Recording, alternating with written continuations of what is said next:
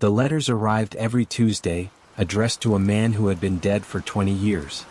Margaret Henley noticed them first when she moved into the cottage on Beacon Point. The mail carrier, an elderly man named Thomas, would walk the winding coastal path each week. He would place a single envelope in the weathered mailbox. Then he would tip his cap to the empty lighthouse that stood sentinel on the rocky cliff. Margaret asked Thomas about the letters one morning in October. The sea mist clung to the shoreline like a gray shawl. Thomas paused in his routine, studying her with pale blue eyes that seemed to hold the memory of decades. "For Edmund Whitmore," he said simply. "Been delivering them since I started this route. Never missed a Tuesday." Margaret knew about Edmund Whitmore. The townspeople spoke of him in whispers at the general store. He had been the last lighthouse keeper before automation made his position obsolete. One winter morning in 2003, they found his cottage empty, his bed unslept in, his coffee still warm on the kitchen table. The lighthouse beam had continued its steady rotation through the night, as if nothing had changed. Edmund's body was discovered 3 days later on the rocks below the lighthouse. The coroner ruled it an accident. A man grown careless in his grief over losing his life's work. But the townspeople remembered Edmund as sure-footed as a mountain goat on those familiar cliffs. Now Margaret lived in his cottage. She had inherited it from a great-aunt she barely remembered. The cottage sat in the lighthouse's shadow, connected to the tower by a stone pathway that the ocean spray kept perpetually damp. She began collecting the letters. Each envelope bore the same return address, a post office box in Portland, Maine. The handwriting was careful and feminine. Old-fashioned loops and careful spacing that spoke of another era. Margaret held the letters up to the lamplight each Tuesday evening. The paper was thick and cream-colored. She could see the ghost of words through the envelope, but never enough to decipher their meaning. On a November evening when the wind howled around the lighthouse like a living thing, Margaret climbed the spiral stairs to the lamp room. The automated beacon still turned, still sent its warning across the dark water. From the circular windows she could see her cottage below, a warm yellow square of light in the vast darkness. That night she dreamed of Edmund Whitmore. He stood in the lamp room, polishing the great lens with infinite care. His movements were methodical, practiced, the work of a lifetime. When he turned toward her, his eyes held the same sadness she had seen in Thomas the mail carrier's face. "She doesn't know," Edmund said in the dream. His voice was soft, nearly lost in the sound of wind and waves. "She keeps writing, keeps hoping I'll answer." Margaret woke with the dream still vivid in her mind. The next Tuesday she waited by the mailbox for Thomas. When he arrived, she was holding all the unopened letters she had collected. "Who sends them?" she asked. Thomas looked at the stack of envelopes in her hands. For a moment, his composure faltered. "His sister Eleanor. Lives in Portland now. Moved there after Edmund." He trailed off, then gathered himself. "She always wrote to him. Every week for 40 years. Old habits, I suppose." Margaret studied the top envelope. The careful handwriting suddenly seemed fragile. Heartbreaking. She doesn't know he's gone?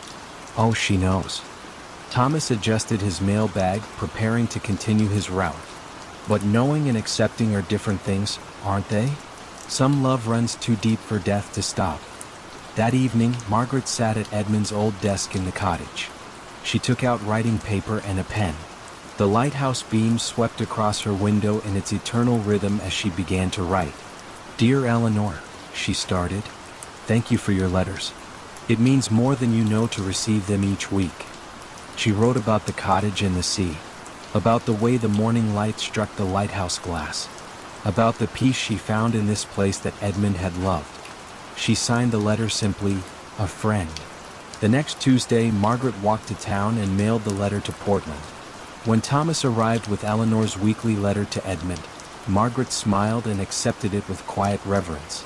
Some mysteries she had learned were not meant to be solved, only tended to like lighthouse lamps in an endless night. Snow drifted down in hushed, indecisive spirals, and the grand chalet of Sonnen seemed to breathe more slowly with every flake that touched its eaves.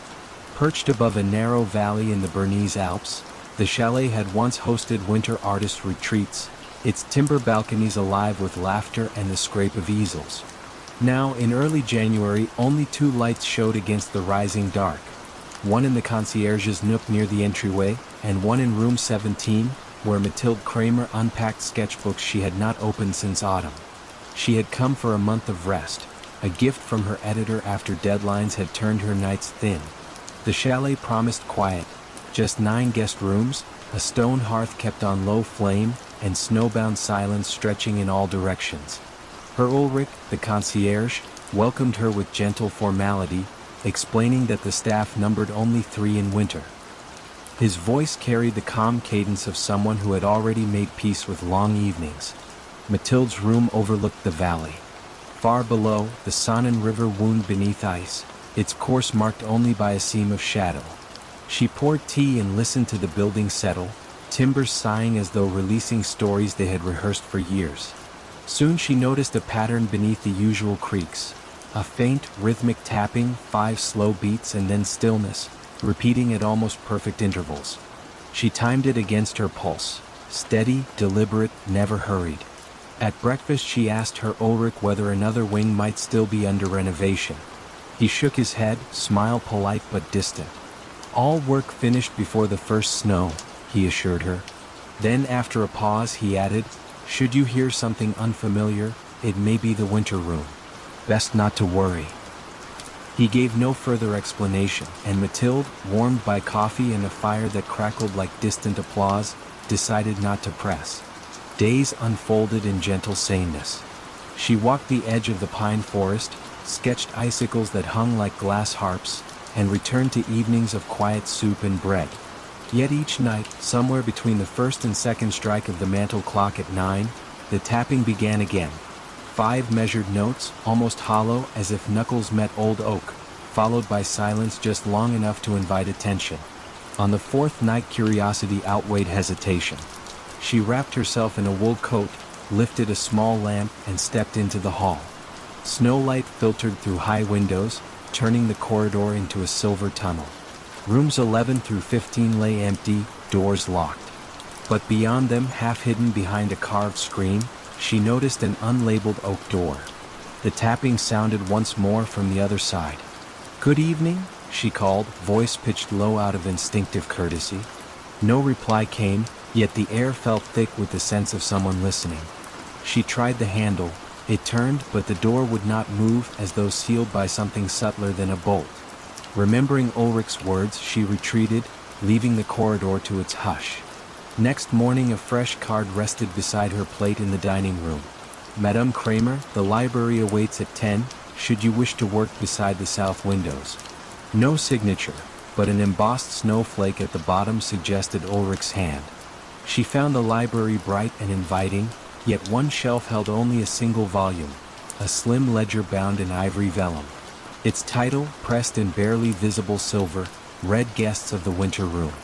Inside, the first page offered a simple instruction: record what you surrender, and the room will return what you have misplaced. Beneath lay rows of entries spanning 80 years. Some surrendered forgetfulness, others a weight in the chest, one simply restless midnights. The return column, however, was blank for every line, as though whatever was given back lived beyond the need for ink. That evening Mathilde placed the ledger on her writing desk and stared at its emptiness. Snow whispered outside, a sideways lullaby.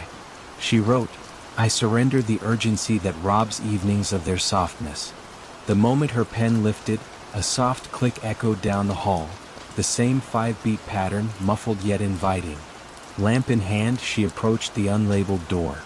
This time it opened inward at the lightest touch, revealing a small octagonal chamber paneled in pale spruce. Frosted windows circled the upper walls, collecting moonlight until the air itself resembled still water.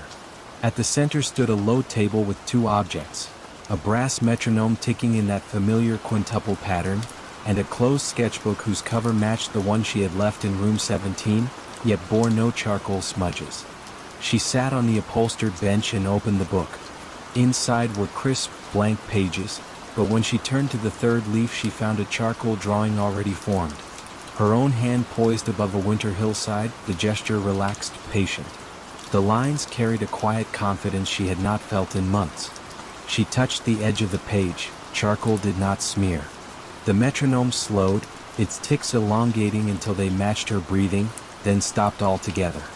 A gentle warmth rose through the floorboards, and for a moment she believed she heard distant bells buried under snow, chiming not a warning, but an assurance that time could briefly settle into stillness. She closed the sketchbook and felt the unfamiliar weight of unhurried possibility settle over her shoulders like a shawl. At breakfast she found no card, only her Ulrich's serene nod. She returned the ledger to its shelf, noticing her entry now carried a tiny silver check mark in the return column. Beneath it, in handwriting not her own, one word appeared: softness. She smiled, understanding that the room had accepted her offering and quietly restored what had been misplaced. During the following weeks, she visited the winter room each night. Sometimes the table held a phrase she had forgotten how to write, other times a memory of mountains from her childhood. Each gift arrived without flourish, as natural as breathing. She never stayed long. The chamber seemed to prefer brevity, as though it operated at the border of sleep. When February's first thaw streaked the windows and her departure day neared, she wrote a final line in the ledger: I surrender nothing. I carry forward what was found. No check mark followed, and she knew that was correct. The train down valley left at dawn, its whistle dissolving into the white stillness. From her compartment Mathilde glimpsed the chalet, small against the slope, a single window dimly aglow. She could not say whether it belonged to her former room or to the winter room itself, but the light felt steady, like a heartbeat maintained on behalf of travelers who might someday arrive carrying burdens they were ready finally to set down. Fog settled over the disused tracks like a memory refusing to fade. Long after passenger trains stopped visiting the Northumberland moorland, the red brick station at Brackenfell remained upright, its iron canopy sheltering silence instead of travelers. A single lane curved past heather slopes, ending at locked gates where an enamel sign, letters worn to pale ghosts, once promised departures every hour. Now only wind and curlews moved with purpose, tracing slow flights across the sky. Amelia Rook arrived one soft April afternoon, seeking a place to finish a book on forgotten railways. She rented the old stationmaster's cottage, a three-room dwelling stitched to the platform by a short covered walkway. The local letting agent spoke kindly yet cautiously. Keep the main waiting room closed at night, he said. The echoes there grow restless after dark. Amelia assumed he meant drafts, perhaps the rattle of loose panes, and thanked him without pressing. Her first days passed in gentle routine. Morning light pooled through sash windows, warming chipped tiles that once carried the scuff of eager boots. She brewed nettle tea, walked the platform, and noted how moss filled every groove of the signal lever. Certain evenings she heard distant whistles that could only have belonged to wind cutting through drains, yet they drifted with such measured pitch that she paused, half expecting a locomotive to crest the bend. Near twilight on the seventh day, she unlocked the waiting room. Dust hovered in angled beams, giving the air a weight both delicate and old. Wooden benches lined each wall. At the far end hung a brass echo board, once used by porters to test acoustics before announcements. Its surface, though tarnished, still caught traces of light. Beneath it sat a mahogany ledger stand, empty but for a single fountain pen tethered by chain. Amelia crossed the creaking floor. When she touched the board, vibrations throbbed faintly, as if storing the hum of conversations long finished. She stood back and clapped once. The echo returned not as her own clap but as layered murmurs, snippets of farewells, ticket requests, the polite shuffle of baggage, all softened by time yet unmistakably human. She tried again. This time the echo repeated her clap, ordinary and clear. Puzzled, she left, locked the door, and made soup beneath a low moon. That night, rain tapped the slates. Just after midnight, a soft metallic ring sounded from the platform bell beside her cottage. She stepped into waterproof and boots, lantern raised. No one waited, yet the bell rope swayed. A folded timetable lay on the bench. Its cover showed the station's crest and the date, April 14, 1902, precisely 120 years passed to the day. Inside, penciled beside the final downline service, a note read, "Delayed, will arrive after last light, hold the gate." Morning found her restless with thought. She pored over county archives in the cottage study, discovering that on April 14, 1902, a mail train from the Scottish border vanished between two signal posts. Search parties found neither wreckage nor clue. The line closed soon after. Newspapers called it a fog-bound mystery, but villagers blamed a hollow in time along the moor. Amelia copied the accounts, shivering though the stove burned warm. Evening brought new fog. She unlocked the waiting room, struck a match, and lit the wall sconce beside the echo board. A low hum pulsed, deeper than before, resolving into the hiss of steam. The scent of coal drifted through cracks in the floorboards. She sensed rather than heard, carriages slowing just beyond sight. Instinct guided her to the mahogany stand. The tethered pen twitched. A sheet of blank ledger paper slid from beneath the wood as if pushed by unseen fingers. Words formed in dark blue ink. Mail 9 o'clock from Caledon requests clearance to enter. Passengers weary of mist. Platform safe? Her pulse steadied into the hush around her. Fear felt inelegant amid such patient formality. She wrote, "Platform ready, gate unlocked, signal set to green."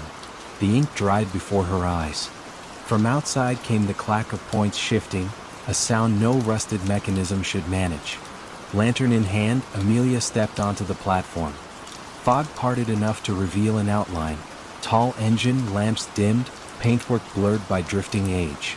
No roar of pistons, only a hushed rolling as though the train moved on rails of breath. Carriage windows glowed with lamplight. Faces appeared, calm, expectant, neither ghostly nor fully solid, like reflections on water at dusk. The engine stopped with gentle precision. Doors remained closed. Amelia felt urged not to board but to witness. A conductor's voice, distant yet clear, called a list of station names that ended at Brackenfell as though the line never extended farther. She realized the vanished train had finally reached its terminus, exactly 1 minute past the century. The bell rang. Doors opened inward but no one stepped down. Instead, small parcels hovered to the platform, wrapped in paper, tied with string, tags bearing contemporary addresses from nearby villages. Messages lost beyond time, perhaps now returned. Amelia counted 12. The conductor tipped his hat toward her, though she could discern no features beneath its brim, only a suggestion of gratitude. The doors closed, wheels whispered, the train slid back into the moor, swallowed by fog without receding sound. She carried the parcels to the cottage, dried them by the stove, and studied each tag. One bore the name of the letting agent's late grandmother, another addressed to a farmstead ruined by fire decades ago. Curious weight rested in every box. She resolved to deliver them at dawn. Before sleep, she entered the waiting room once more. The ledger page now displayed a single line beneath her reply. "Service concluded. Gate may rest." She added, "Parcels received. Platform honored your arrival." The echo board hummed softly, then stilled. Over the next week she walked lanes, placing packages into cautious hands. Contents varied: photographs, pressed wildflowers, a brooch, a pocket Bible, but each recipient felt an immediate, private recognition, as though a chapter of ancestry had slipped home. News spread gently yet without frenzy. Those on the moor respect what arrives by hush. Amelia completed her book, dedicating a final chapter to stations that keep their own schedules. In it she described no phantom train, only the notion that some journeys respect clocks we have forgotten how to read. The day she left, she locked the waiting room, but left the key on the ledger stand in case another caretaker might need it when echoes begin to stir. The lane bent away through blooming gorse. Behind her, the station bell chimed once, clear, brief, content, and the sound folded into birdsong, mingling with the steady breath of open moorland. In the narrow streets of Prague's old town, there lived a clockmaker who cast no shadow at noon. Anna Kozlova first noticed this peculiarity on a bright September morning. She was walking to her job at the municipal library when she saw the old man standing outside his shop. The cobblestones were dappled with shadows from the medieval buildings that leaned toward each other like old friends sharing secrets. But where the clockmaker stood, there was only empty sunlight. The shop itself was unremarkable. Tucked between a bakery and a bookbinder, its narrow window displayed pocket watches and mantel clocks that seemed frozen in different moments. Some showed morning hours, others evening. A few had stopped entirely, their hands resting at angles that suggested they had simply grown tired. Anna had lived in Prague all her life, but she had never noticed the clockmaker before. This seemed impossible. His shop sat on a street she walked every day. The sign above the door, painted in faded gold letters, read Hodiny Kesu, Clocks of Time. The lettering looked decades old. She began observing the clockmaker during her lunch breaks. His name, according to the brass nameplate beside his door, was František Novak. He appeared to be in his 70s, with silver hair combed neatly back and hands that moved with the precise delicacy of his trade. He wore the same gray wool vest every day and worked at a bench visible through the shop window. František's customers were few but regular. Anna recognized some of them: the widow from Wenceslas Square who brought him a carriage clock every month, the professor from Charles University who carried pocket watches in various states of repair. They would enter his shop and emerge exactly 1 hour later, regardless of how much work their timepieces required. The mystery of the missing shadow might have remained Anna's private curiosity, except for the morning she saw František's reflection in the bakery window. Or rather, she saw what should have been his reflection. The glass showed only the interior of his shop, as if he were made of air. That evening, Anna stayed late at the library. She researched František Novak in the city records. According to the documents, a clockmaker by that name had operated a shop at that address since 1892. The photograph in the oldest file showed a man who looked exactly like the František she saw every day. Not older, not younger, identical. The next morning, Anna gathered her courage and entered the clockmaker's shop. A small bell chimed as she pushed open the door, and she found herself surrounded by the gentle ticking of dozens of timepieces. The sound was oddly comforting, like a mechanical lullaby. František looked up from his workbench. His eyes were the pale blue of winter sky, and when he smiled, his face creased in patterns that spoke of countless years of concentration. "How may I help you, miss?" His voice carried a slight accent that Anna couldn't place. Check, but from another era. Anna had prepared several excuses for her visit, but standing in the warm light of his shop, she found herself speaking honestly. "I've been watching you work," she said. "You're very skilled." František nodded, returning his attention to the pocket watch in his hands. Its internal mechanisms gleamed like tiny golden flowers. "Time is a delicate thing," he said. "It requires careful tending." Anna wandered the shop, examining the clocks on every surface. Some were clearly antiques, others appeared newly made but in vintage styles. All of them kept different time. "Don't you find it confusing?" she asked. "All these different hours?" František set down his tools and looked at her with those pale eyes.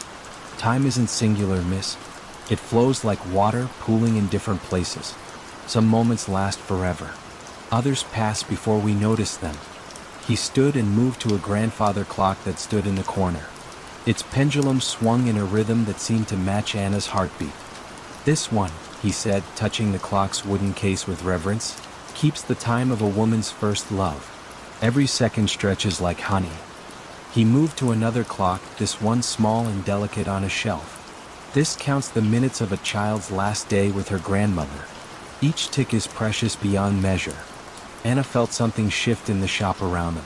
The ticking seemed to grow more complex, layered, like dozens of hearts beating at once. "And what time do you keep, Mr. Novak?"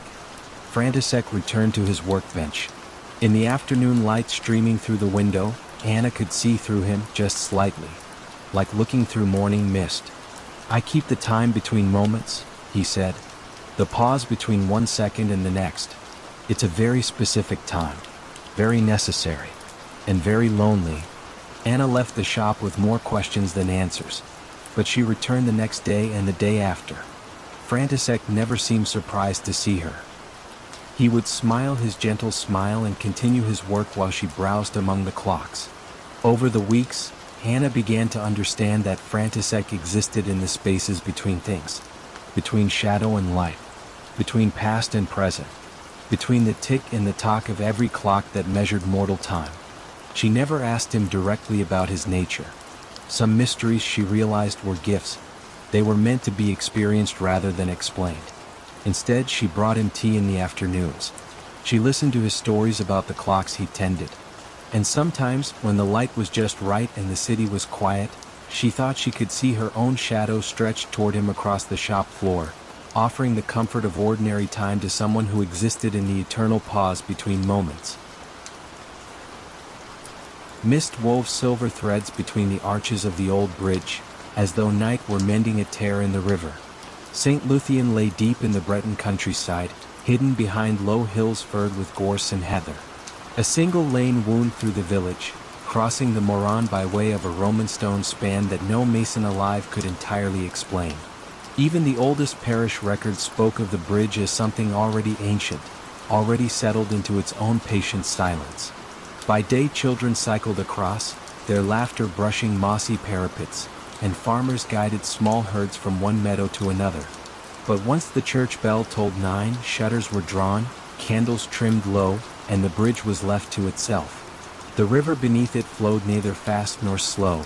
It moved with that deliberate hush of water that has long grown tired of announcing itself. Eloise Martel arrived on an evening scented with rain-washed hay. A restlessness had followed her south from Paris, humming behind each heartbeat, and her physician, more a family friend than a doctor, had suggested a month in the country. She rented 2 attic rooms above the cooper's shop and found immediate comfort in the rhythm of distant cowbells and the soft creak of wooden eaves. Yet every night, lying beneath a quilt that smelled of lavender, she felt the bridge tug at her thoughts the way the moon tugs at a tide. On her third dusk in St. Luthien, Eloise walked the lane as the last swallows threaded the sky. Lilac shadows pooled where hedges met the road. When she stepped onto the bridge stones, she sensed a temperature shift, as though the air passing between arches had aged a century in the span of a breath. She paused at the midpoint, resting her palms on the cool parapet. Water murmured below, but another sound drifted with it. A faint tapping, rhythmic and measured, like a cane finding its path along flagstones. No one shared the bridge. The lane on either bank stood empty. Still the tapping continued, syncopated with the river's sigh.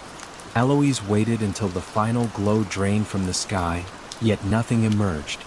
She retreated to the village, the soft percussion echoing behind her until the cooper's door closed and the attic stair creaked its familiar welcome. Word of the nightly tapping was met with gentle smiles at the bakery queue next morning. Madame Floret, flour dusting her sleeves like pale pollen, shrugged. "The keeper, perhaps," she murmured, eyes sliding toward the river. When Eloise asked who the keeper might be, the baker only folded another croissant into her bag and wished her a pleasant day of rest. Curiosity, once invited, grows quietly persistent. After supper, Eloise prepared a small thermos of mint tea, wrapped herself in a knitted shawl, and returned to the bridge before the bell marked 9. The sky was a quilt of indigo and pearl. She leaned against the upstream parapet and listened. At first the river's low conversation filled every moment. Then, as the shadows deepened, the tapping began. 3 measured strikes, a pause, 2 softer ones, a longer pause, then the pattern repeating. Eloise closed her eyes and counted the gaps, feeling the cadence settle into her chest like a second pulse.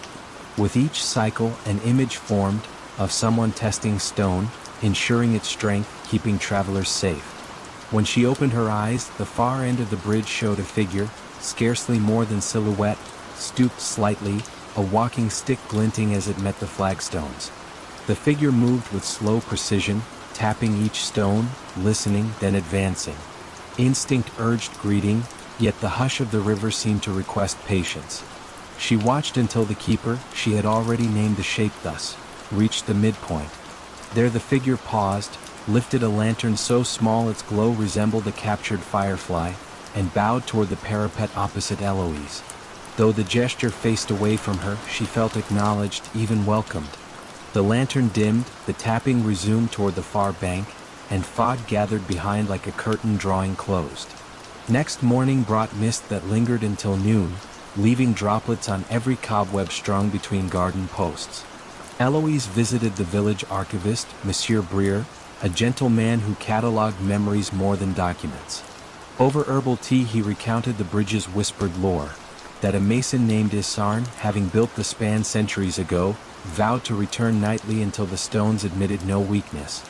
Some claimed they had seen him at dawn, laying a hand upon the keystone, counting heartbeats against the river's current. No story stays whole forever, Brier said, arranging fragile maps. But the tapping, you heard it, yes? Reminds us the promise remains. His eyes, bright with quiet certainty, met hers across motes of dust dancing in sunlit ribbons. That evening Eloise brought a notebook to the bridge. The sky had cleared, revealing a thin crescent moon pinned just above the hills. She recorded the tapping sequence, tracing each pause like notation for a lullaby.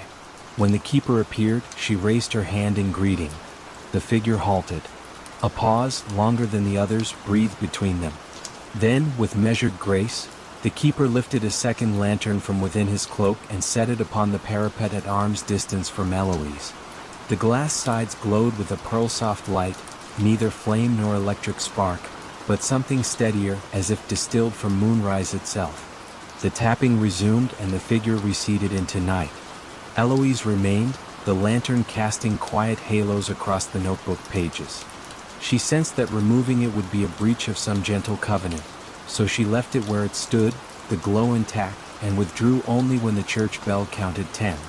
Villagers noticed the lantern next day, its glow undiminished under sunlight yet somehow unobtrusive. Children traced their fingers over the warm glass. Adults crossed the bridge with respectful nods. No one moved it. By week's end, a second lantern appeared on the opposite parapet, twin in softness. Then a third at the southern arch. Each night, the keeper walked his vigil, ensuring every light was placed, every stone affirmed. Eloise's restlessness quieted. She found she could sleep with the window open, letting river hush and distant tapping guide her dreams. On her final night before returning to Paris, she visited the bridge one last time.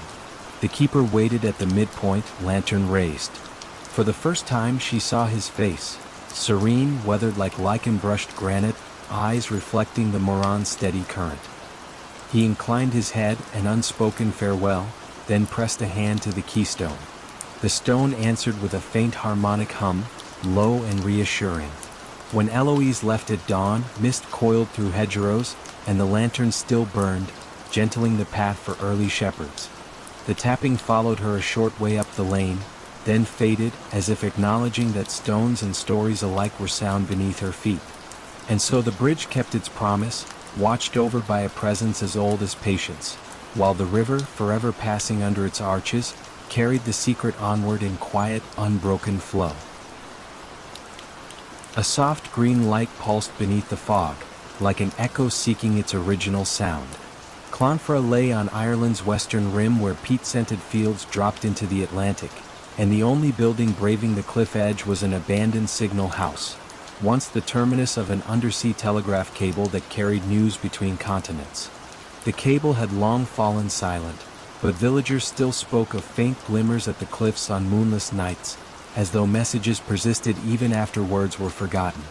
Hannah O'Shea arrived in late March, carrying a thermos, a sketchbook, and the quiet intention of avoiding her city inbox for as long as coastal weather allowed. She rented a stone bothy half hidden by thrift and heather. Each morning brought gull cries stitched to wind, each evening the distant hum of waves rearranging shingle. The rhythm softened the tightness behind her eyes quicker than any doctor's advice. On her third dusk, as mist folded over the fields like a linen sheet, Hannah followed a sheep path toward the cliff. The signal house appeared gradually, square, stout, its granite blocks marbled with lichens the color of old copper. She pressed a palm to the wooden door. It moved inward with surprising ease. Inside, salt air lingered, mingling with an undernote of beeswax, as though someone had recently tended a quiet ritual. A single brass instrument remained, the old tape receiver nailed to the far wall. Its iron clockwork drum, once chattering with Morse, now sat still, yet in moonlight its mica window held a faint glow. Beneath the drum lay a wooden spool, and on that spool improbably rested a fresh length of paper tape, blank and unwound. Hannah touched the edge. The paper felt warm as if cupped moments earlier. She smiled, suspecting coastal pranksters, and stepped back into drizzle. That night rain tapped the bothy roof like small, patient questions. At midnight Hannah woke to find a strip of pale tape slipped under her door. Tiny indigo dots and dashes marched across it. Clear Morse, though she only recognized the shape of letters, not their meaning. The strips smelled faintly of kelp and lamp oil. She lit a candle, copied the code into her sketchbook, and returned to sleep lulled by the steady metronome of rain. Morning sun silver-plated the ocean. At the village cafe, she borrowed a Morse chart from an elderly fisherman who kept it in his wallet for luck.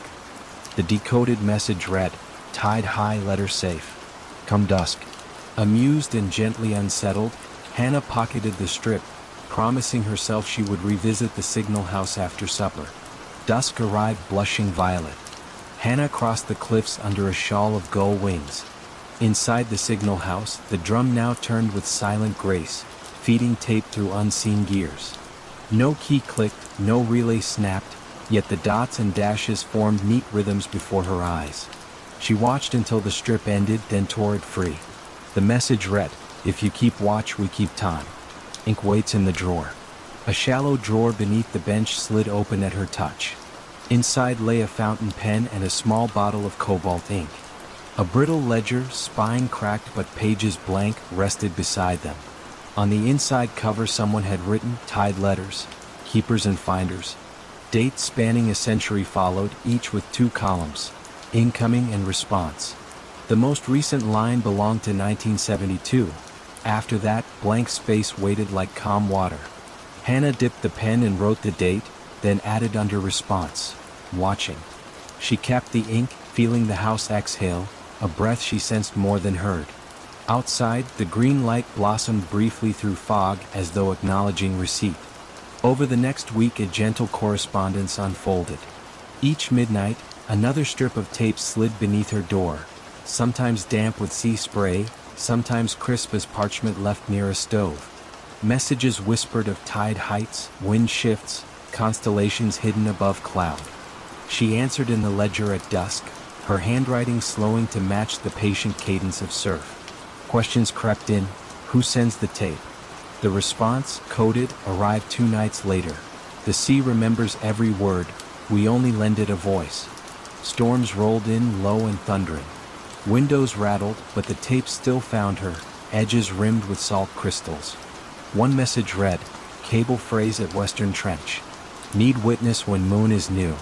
The request felt neither urgent nor benign, simply inevitable. On the appointed night, Hannah stood on the cliff, black water yawning below. Foam trails glowed faintly, tracing a submerged line that pulsed toward the horizon. For one long moment she sensed the cable itself breathing, fibers straining to share weight it could no longer keep secret. Then darkness settled back, and she returned inland carried by the hush of knowledge too deep for words. Her ledger reply was short, "Witnessed. Hold steady."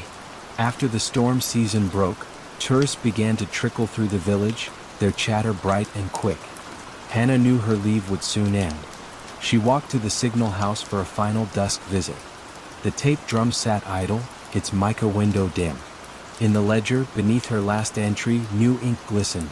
"Time turns, tide returns, keep the door unlatched." She added beneath, "Door unlatched. Thank you for the quiet." Before leaving, she placed fresh ink and paper in the drawer, folded the blanket she had brought against cold nights, and wedged the door open just enough for salt wind to wander through. On the path back, she glanced toward the cliff edge. A soft green pulse answered, brief but certain, like a lighthouse whose beam was meant solely for those already safe on shore. The following morning she boarded the bus east. As fields rolled by, she reached into her coat pocket and found one last strip of tape she had not noticed before. The code translated simply to, "Carry calm."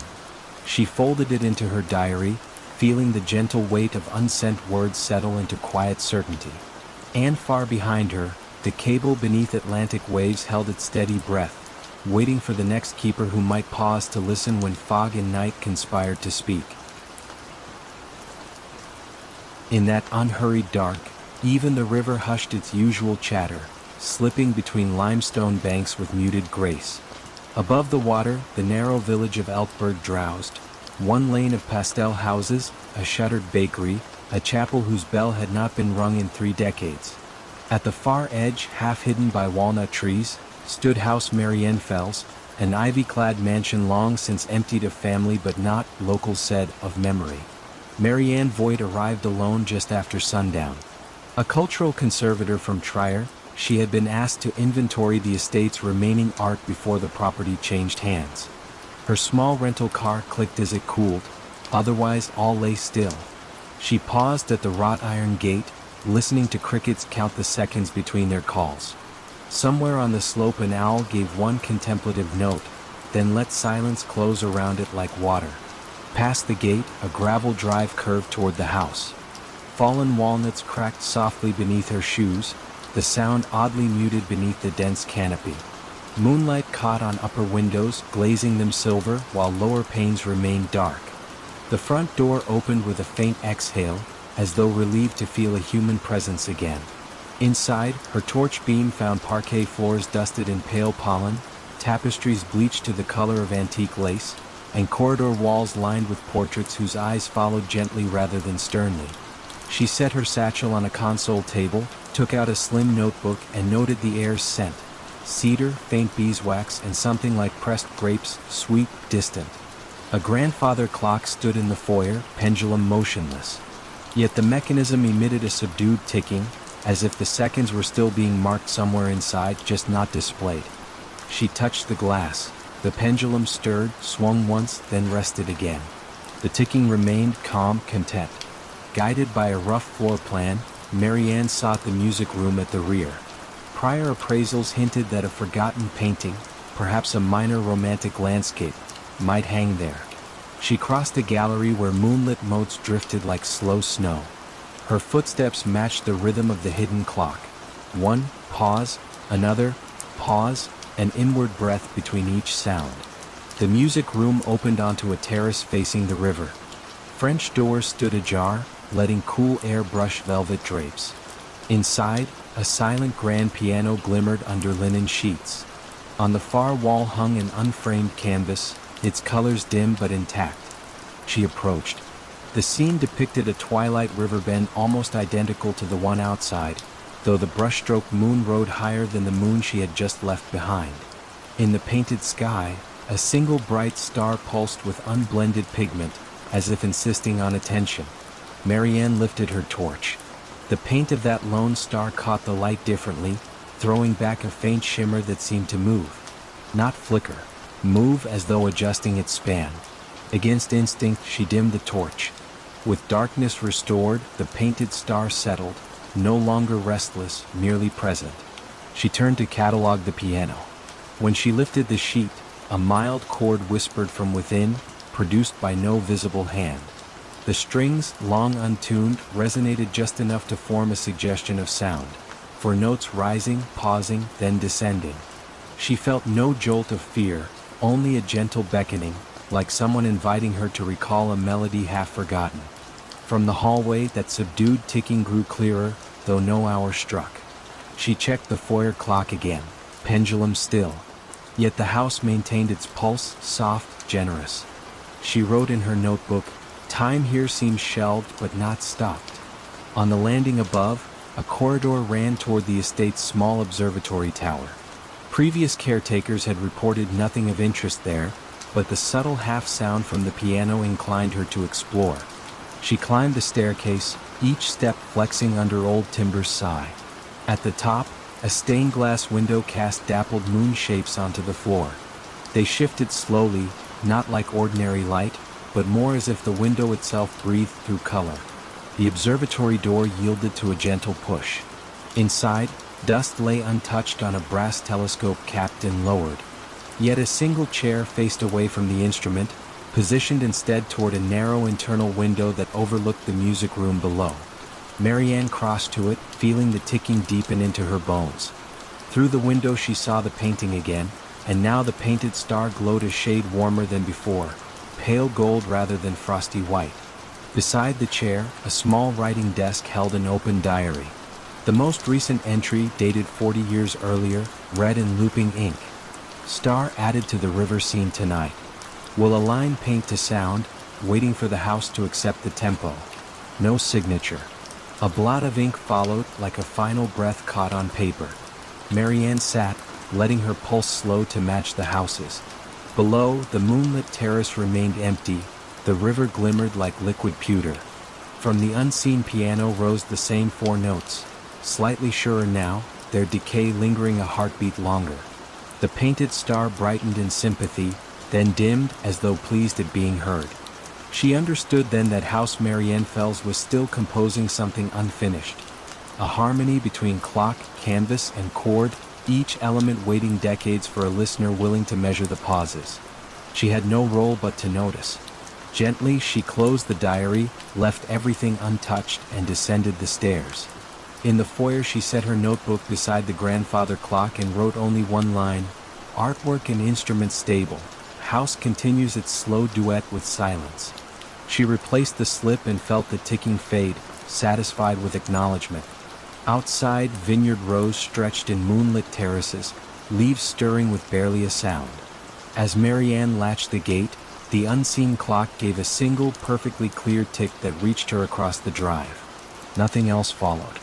The owl hooted once, echoing that lone beat, then settled into quiet. She walked toward the inn at the village edge, gravel crunching softly, heart paced to the river's measured flow. Behind her, House Marianne Fells receded into walnut shadows, still painting its night, still teaching its forgotten piano to breathe between notes, still keeping time without hands, content that someone had paused long enough to feel its gentle pulse. A fine salt mist drifted in from the North Atlantic, and with it came a hush so complete that the old lamps along Avansford Quay seemed to breathe rather than burn. No one truly remembered when the lamps had first appeared, cast iron stems rooted in granite, their glass panes rippling like pond water, yet every evening at exactly 8, they brightened in perfect unison, unmarred by wind or rain, as though a hidden hand tended them. The town lay folded between headland and sea, its slate roofs huddled closely, its streets cobbled with stones smoothed by centuries of patient tides. Fishermen spoke in low tones, shopkeepers closed early, and visitors, sensing an unnamed etiquette, slowed their steps without knowing why. Even the gulls, overhead, called half-heartedly, their wings barely disturbing the fog that curled along eaves and chimneys. On this particular evening in late November, Nora Bennett walked the quay path alone. She had come from London for quiet, renting a small attic room above Mrs. Kersey's bakery. Her doctor had advised rest for a mind worn thin by city hours and ceaseless conversation. Avansford offered silence in generous measure, but it also offered questions that floated like sea foam, clinging, refusing to dissolve. Nora paused beside the third lamp from the harbor mouth, a lamp whose glass always showed a faint amber stain, as though dusk itself had settled inside. She watched the minute hand of her pocket watch climb toward 8. The second hand ticked with deliberate poise, and she felt her own pulse match it, steady and unhurried. 8 chimes from the church tower drifted across slate and water. The lamps lifted their glow at the very first note. They brightened neither quickly nor slowly, but in a soft flourishing, the way dawn unfolds behind closed eyelids. Nora looked for movement, perhaps the tilt of a ladder or the sweep of a wick trimmer, but there was nothing. Just the lamps awake once more. Local legend spoke of a lamplighter named Elias Reed, a quiet man who long ago had walked the quay with a pole and lantern each twilight. After 40 years of service he had vanished on a winter's night, leaving his pole beside the harbor steps and his lantern dark. The lamps, townsfolk claimed, had kindled themselves ever since, following some covenant of loyalty. Children retold the tale in whispers at school, their eyes widening as clouds rolled in earlier each afternoon. Adults, questioned gently, smiled with polite indifference as though asked about dreams half recalled. Nora, restless in her attic room, opened the window a crack and let the odor of cooling bread slip past the ruffle of stale cinnamon. She unfolded sheets of hotel stationery and wrote observations, dates, times, the hue of the sky at each lighting, the order in which gulls settled upon the quay rails. Each note steadied her, the way arranging seashells along a sill can soothe wandering thoughts. But a question throbbed beneath her careful catalog. What might happen if a lamp were removed? Would the remaining lights falter, or would they burn on, indifferent? One midnight, wrapped in a fisher's wool coat borrowed from an unguarded peg, she carried a small stepladder to the farthest lamp, the one closest to the abandoned cannery. The moon hung low, polished by cloud. She climbed, hands trembling more from hush than cold. With a soft click she lifted the latch that held the glass pane. The metal was neither warm nor cool. It felt like stone submerged in deep water. Inside no flame danced.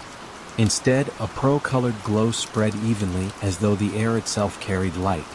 She reached with gloved fingers, intending to cup the glow and learn its weight, but the moment her hand crossed the threshold the light receded, contracting to a single point.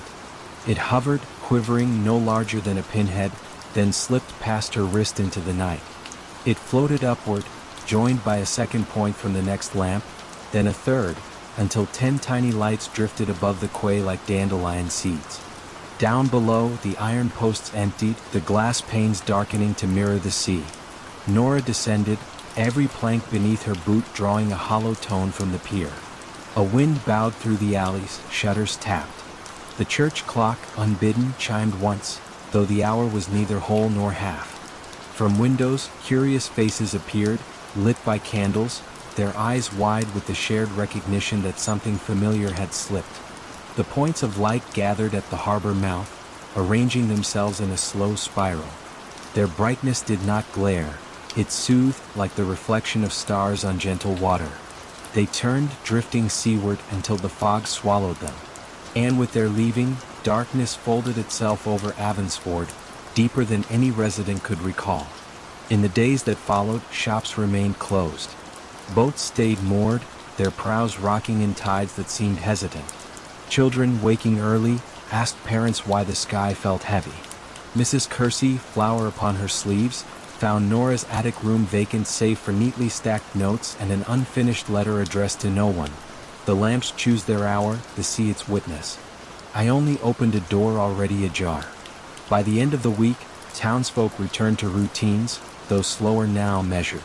Someone installed new electric fixtures along the quay, powered by hidden cables and sturdy switches. They shone adequately, practical and pale. Yet each evening at 8, just as the modern bulbs warmed, a faint shimmer danced upon the horizon, as though 10 silent lanterns still lingered beyond sight, guiding something home. No one spoke of Elias Reed, nor of Nora Bennett. Yet a gentle reluctance filled every twilight, a pause in conversation, a collective breath held between waves and stone. The quay remained solid as ever, but the air around it felt thinner, expectant. And in that expectant hush, the town of Avansford discovered a new kind of quiet, one layered with the memory of lamplight, drifting somewhere out at sea, promising return yet offering only the calm ache of wondering. A single lamp glowed in the valley like a winter star that had lost its sky. Kittredge Hollow, tucked between low ridges of the Catskills, rarely troubled anyone's maps. Yet each December the snow arrived with almost ceremonial devotion, blanketing clapboard porches, swallowing fences, and muffling even the creek that traced the main road. At the very center of the village stood a narrow brick building once labeled Telegraph and Post. The telegraph line had long since sagged into the trees, but the post office endured in the hands of Robert Finch, a spare man with silver-rimmed spectacles and the patience of weathered stone. 6 days a week he turned the brass key in the door, sorted the few envelopes that came, and brewed chicory coffee whose aroma drifted through the slot blinds like a quiet promise. Whenever storms blocked the mountain pass, deliveries ceased, yet Robert kept his ritual. He unlocked the wooden pigeonholes, dusted counters, and listened to the clock that chimed half hours with a timber-soft note. Villagers said the postmaster was not keeping time so much as keeping company with time, making sure it did not feel abandoned during the long white months. On the first Thursday of Advent, the snow deepened beyond the wheel ruts, and the mail truck, expected from Kingston, did not appear. Twilight found Robert alone in the small lobby, candles lit along the windowsill, gold wax catching the dusky hush. He prepared to close when he noticed a letter lying on the floor just inside the slot. No footsteps outside, no telltale thunk of the lid. The envelope was cream, edges deckled, the address written in ink the color of spruce needles. To the resident of the postmaster's chair, Kittredge Hollow, where the mountains listen. There was no stamp, no return. The paper felt faintly warm, as if it had slept in a pocket close to a hearth. Robert slit the flap with his bone knife and withdrew a single page. The pass is closed, yet certain words must still find their way. At midnight, unlock the back door. Leave the lamp lit. Receive what comes with quiet hands. No signature followed, only a hand-drawn sigil of a snowflake encircling a compass rose. Robert recalled no such emblem from any postal ledger. Still, the language bore the courtesy of seasoned correspondence, and courtesy to him was reason enough. He stoked the iron stove, then arranged a lone chair beside the service counter. Snow ticked against the windows like soft chalk on slate. The village beyond lay dark except for porch lanterns swallowed in drifted collars of white. Minutes, then hours, threaded past. The clock chimed 11:30, its note swallowed almost before it could fade. At precisely midnight, Robert rose, crossed the sorting room, and lifted the latch of the rear door. Cold air folded inward, carrying a scent of pine sap and distant wood smoke. No figure waited, yet on the stoop rested a leather satchel, frost gilding its seams. Robert brought it inside, setting it beneath the brass ceiling lamp. The bag, though small, felt heavier than fresh mail should. He opened the buckles. Inside lay dozens of envelopes, each addressed in the same spruce ink hand, destinations ranging from cottages along the valley to outlying farms seldom seen until spring thaw. He checked the dates. None bore one. In the stamp's place, each envelope carried that snowflake compass sigil. Robert sorted them methodically into pigeonholes, finding enough letters to fill every slot, even those owners long since moved away or passed on. He hesitated over those names, yet custom compelled him. Mail must be delivered, or at least offered the chance. Only when the last envelope found a home did he notice a second compartment in the satchel. There, tucked like a final thought, waited a journal bound in gray linen. The first entry read, "I trust the Hollow's keeper of messages will honor the covenant. Winter is a boundary, words are bridges. Guard them until the thaw." Subsequent pages listed dates stretching back 50 winters, each with notations of storms and deliveries made despite them, always at midnight, always without witness. The most recent line left a space for the present year. Robert closed the journal slowly. A hush settled so deep he heard the tick within the clock's gears, a small heart braving cold silence. Morning raised a brittle blue light over snowdrifts sculpted into sleeping giants. Villagers arrived on sled or snowshoe, expecting emptiness, and found instead every pigeonhole filled. Abigail Marsh, whose husband had ventured west 2 winters ago, opened an envelope and gasped at the neat paragraphs inside. News of safe passage across the plains, a promise to return come spring. Old Mr. Calder received schematics for a windmill he had dreamed of building before his joints stiffened. Even the abandoned box labeled Hopewell Cabin, empty for 20 years, contained a letter for its last occupant, penned in a child's uncertain script, saying simply, "I remember the lilacs." Throughout the day a gentle awe threaded conversation. How had the mail arrived? Who braved the pass? Robert only smiled, handing out envelopes, offering no theory beyond the fact that messages, like seeds under snow, found their moment to rise. That night, after locking the front door, he opened the journal and inked the date in the waiting space. Beside it he wrote, "Received and entrusted, bridges intact." Then he closed the volume and replaced it in the satchel, now empty of letters but ready for another season's cargo. Snow continued for 6 more weeks. The official postal route remained impassable. Yet every dusk, footprints appeared behind the brick building, single strides evenly spaced, leading to the door and vanishing again beyond the elms. Robert never heard them arrive, never caught a silhouette against the lantern light.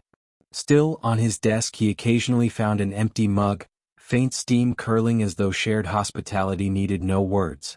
When equinox neared and the pass finally opened, the first Kingston truck rolled into the hollow. The driver remarked on tidy stacks of outgoing mail waiting in the crate, responses penned through darkest winter, dreams wrapped in paper ready for the wider world. He asked how Robert kept spirits lifted while the valley lay cut off. "We were never truly cut off," Robert said, sealing a last canvas sack. "The roads we travel aren't always marked on maps." Spring loosened the ridge shadows, creeks rushed with newfound voice, and the satchel rested once more behind the sorting desk, patient as seed in soil. Robert polished its buckles, then dimmed the lamp, confident that when snow returned and midnight called, the unseen courier would keep faith, riding the silent pass where mountains listen and words, unlost, glide over drifts like sparrows searching out old roofs. Moonlight slipped through the cracked skylight like a pale quill poised above open parchment, and the old Briarwood library seemed to inhale the faint ink of night. Nestled on the edge of the Adirondack foothills, the building stood apart from the small town it served, tucked behind sugar maples whose branches crossed like quiet guardians. The lane that reached it curved gently, discouraging haste, and ended in a circle of gravel where visiting cars gathered a soft coat of silver dust before departing again. For nearly a century the library had opened from 10 until 6, Monday through Friday, and then yielded its hush to crickets and wind. Yet residents whispered that some evenings, long after lights were doused, one lamp relit itself in the archive room and pages turned with no visible hand. Children dared one another to peek through the high windows, but the distance and perhaps a sense of courtesy kept them away.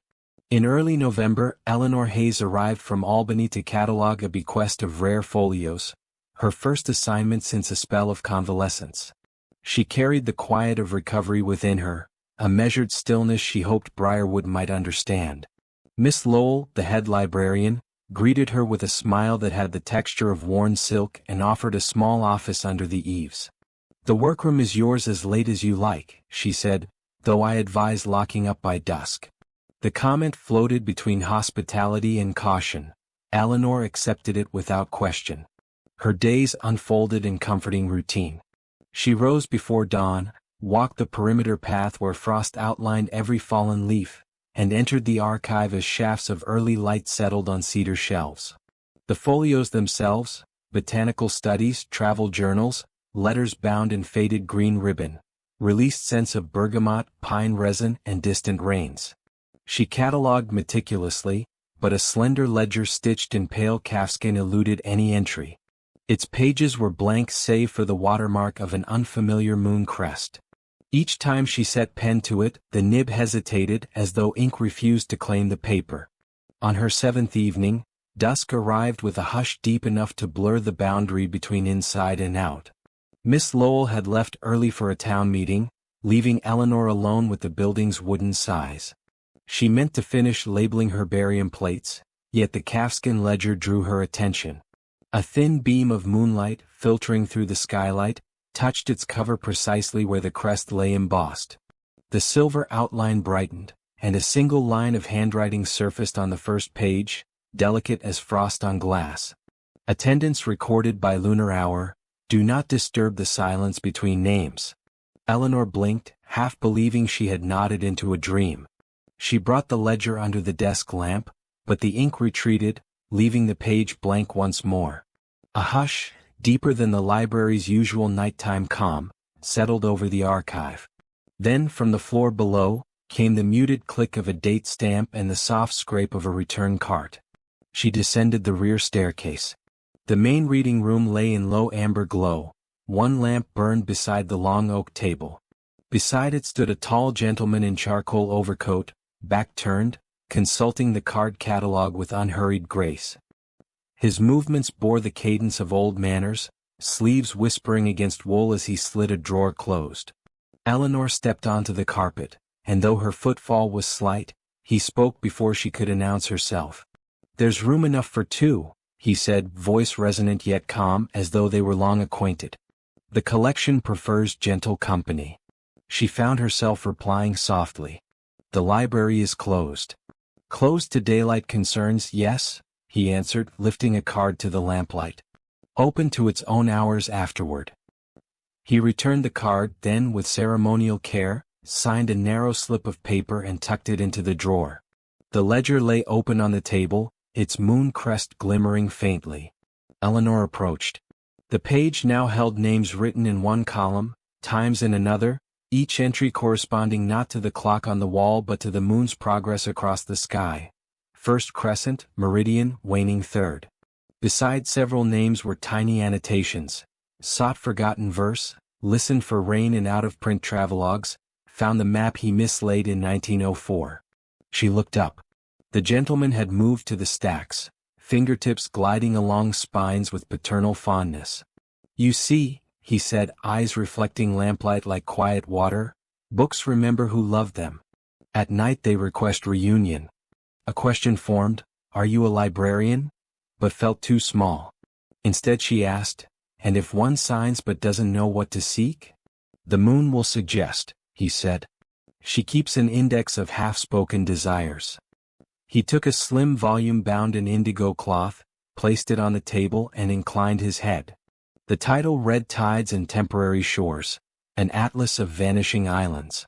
Eleanor opened to a plate depicting an island shaped like a teardrop, caption seen only when longing is strongest. She felt something within her stir, a memory of childhood evenings when she believed hidden lands emerged for the pure joy of being found. She signed the ledger. The ink dried instantly. A breeze, scented faintly of salt water, threaded through the room though every window was shut. Somewhere above, the skylight quivered as if thin waves lapped against it. Together they read in companionable silence. At intervals the gentleman turned pages of his own selection, a music folio annotated in copperplate. The hours unfolded without urgency, measured by the slow sweep of moonlight across ceiling beams. When the first pale blush of dawn slipped behind the drapes, he closed his book. "Until the next lunar hour," he murmured, placing the volume on the return cart. He donned his overcoat and before stepping into the dim corridor added, "Leave the ledger where it wishes to rest." His footsteps faded like a line of poetry remembered upon waking. Eleanor touched the moon crest. The ledger closed of its own accord, pages settling with the softness of wings. She replaced it in the glass cabinet, noting how the lock clicked gently as though satisfied. When Miss Lowell arrived at 7, Eleanor was brewing coffee in the staff nook. She almost spoke of the visitor, the ledger, the salt-scented breeze, yet the morning light, practical and bright, made the tale feel less like fact and more like a gift meant to be handled privately. The calfskin ledger remained closed until moonrise, waiting, patient as a shoreline at low tide. Eleanor stayed on well beyond her assignment. Some evenings she signed the ledger, some she merely walked among shelves listening for stories that hummed against the grain of oak. And in the town below, those who noticed her softened gaze after dusk simply assumed that Briarwood's quiet charm was doing its gentle work, never knowing that within the library's lunar hours, islands appeared, forgotten verses found their voice, and a ledger of moonlit attendants kept careful, luminous watch over every seeker who dared to open its waiting pages. A lone glow wavered across the Connecticut salt grass, as though a small star had paused mid-journey and chosen to hover just above the marsh. Iselin was scarcely a village, 3 cedar houses, an aging boathouse, and the decommissioned lighthouse that once guarded the Long Island Sound. The lantern at its peak had been dark for 20 years, yet local fishermen swore that on windless nights a single light drifted out from the tower, crossing the waterlogged reeds before vanishing where the tidal creek met open sea. Elias Vaughn arrived in early September to catalog shorebirds for a conservation trust. He rented the caretaker's cottage beside the shuttered lighthouse, happy to trade city sirens for cricket pulse. The trust supplied a skiff, a notebook and quiet instructions. Mind the tides, note the herons, ignore the stories. Elias intended to do exactly that. Days fell into gentle rhythm. Dawn painted the salt hay silver, plovers darted at his boots, gulls wheeled above mudflats that smelled of brine and sun-warmed rope. Each afternoon he climbed the lighthouse stair to map nests on the lantern gallery. The interior smelled of rust and old kerosene, wood swelled by years of fog. The lens, once polished to star-like clarity, stood veiled beneath canvas. He never lifted the cloth. The tower felt like an elder resting and he respected its sleep. One dusk, while recording the soft clack of willets, Elias saw the glow for himself. It appeared at ground level, not high in the lantern room, a palm-sized flame steady despite the breeze. It glided along a narrow plank path half submerged in eelgrass, pause by pause, as if consulting a map older than the marsh itself. Elias followed at a respectful distance, binoculars lowered to avoid the impression of scrutiny. The light reached the water's edge and quietly extinguished, leaving only the scent of extinguished wick in something older, maybe lavender, maybe memory. Inside the cottage that night, pages of data felt suddenly thin. Sleep came in fitful pockets, punctuated by the imagined hiss of a lamp being trimmed. At midnight a soft rattle at the back door woke him fully. He opened it to empty night, yet on the step rested a folded scrap of linen around a brass key, seawater beating on both. The key's bow formed a perfect circle, engraved with 3 letters, ICL, Iselin Coast Light.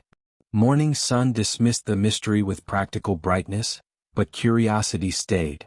Elias climbed the tower, key in pocket. Halfway up, he noticed a small iron hatch flush with the brick, its lock rusted but intact. The key slid in smoothly, turning without protest. Inside lay a narrow chamber no wider than a closet, walls lined with shallow shelves. On each shelf rested a lantern, dozens of them, each glass polished, each reservoir filled. Wicks looked freshly trimmed. Yet there was no scent of oil, only a clean hint of salt and fur. A leather-spine notebook lay open on a central stand. Its pages listed dates and tides, moon phases, names of storms. One entry stood alone at the bottom. Lanterns walked, August 18th, full tide. The handwriting felt deliberate, loops careful, as if penned by someone accustomed to coaxing flame rather than ink. Elias added the previous night's date and noted lantern walked, ebb tide. He closed the book, pulse calm despite the oddness. The room's hush encouraged trust over alarm. Evenings grew earlier. Each twilight the marsh exhaled cool vapor that blurred horizons into watercolor grays. Some nights the light appeared, some nights not. When it did, Elias followed at a distance, memorizing its route. Always the same plank path, always the same hush at the creek mouth. He began to wonder if the lantern marked a changing depth, a warning invisible to satellite charts yet crucial to hidden currents. A nor'easter arrived, pressing slate clouds low over the sound. Wind scratched the shutter boards. Rain etched quicksilver diagonals across the pane. At dusk a glow flared within the tower gallery, brighter than any he had seen outside. Elias scaled the spiral steps, lantern from the secret room in hand. The canvas over the great lens billowed as though breathing. He peeled it back, glass facets caught storm-dim light and spun it into muted rainbows. A panel on the pedestal lay ajar, revealing a chamber just wide enough to cradle the brass lantern he carried. The fit was perfect, as if engineered for that single piece. When he placed the lantern inside, the wick bloomed cobalt, silent yet certain. Outside, the storm's howl softened to a deep-throated hush. Through the gallery glass he saw the marsh lanterns, every single one from the hidden room, floating outward in slow procession, tracing luminous lines along flooded channels. Their reflections braided with rain-shaken water, creating corridors of calm. Wind leaned back puzzled. Waves settled into gentle heaves. Elias watched until the final flame reached the sea and dimmed beneath the storm-churned horizon. Then he returned the great lens to darkness, replaced the canvas, and descended, carrying only the faint smell of newborn smoke on his sweater. Morning broke clear. Newspapers spoke of severe weather turned mild without explanation. Fishermen, mooring lines still taut from precaution, found their channels untouched by search. Mrs. Grant, from the nearest house, brought Elias coffee cake and confided that her grandmother once served as lighthouse keeper when men were away at war. She said the marsh keeps its own watch, the woman smiled, provided someone remembers to polish the glass. Elias said nothing of keys or secret shelves. He simply accepted the cake and later opened the notebook in the hidden room, writing, "Lanterns walked, storm tide, duty fulfilled." Below, space waited for another line, blank yet anticipatory, like a quiet shoreline expecting moonrise. When his assignment ended, he left the key on the cottage table beneath a note. Data logged, birds counted, lens resting. If the lantern walks, follow with calm heart. At the edge of the property he glanced back. Sunlight struck a single gallery pane, kindling a brief, warm shimmer. The calm heartbeat of a watch resumed. Elias drove away content, knowing the marsh did not need him to stay, it only needed witness. And somewhere, folded inside reeds where salt meets fresh, a lantern's memory drifted, ready to rise whenever clouds gathered, carrying a promise that in Iselin, even silence keeps a light. Evening air lay cool across the green, touching maple leaves with silver. The town's wooden storefronts, painted in subdued pastels, leaned quietly together, and the ivy-clad steeple of St. Anselm's Church lifted into a sky sprinkled with early autumn stars. Against that hush, the tick from the square's cast-iron clock sounded unhurried, as though each second paused to breathe before moving on. Marjorie Hale arrived by bus just as dusk settled. She stepped down with one suitcase, pausing to absorb the stillness she remembered from childhood holidays.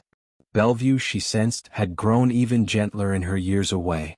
She had come now, at the Historical Society's request, to catalogue the workshop of the late clockmaker Silas Brandt, whose little shop overlooked the river and the covered bridge.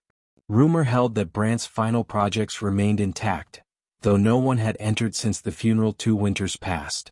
Marjorie crossed the green, her shoes brushing early fallen leaves that crackled only faintly.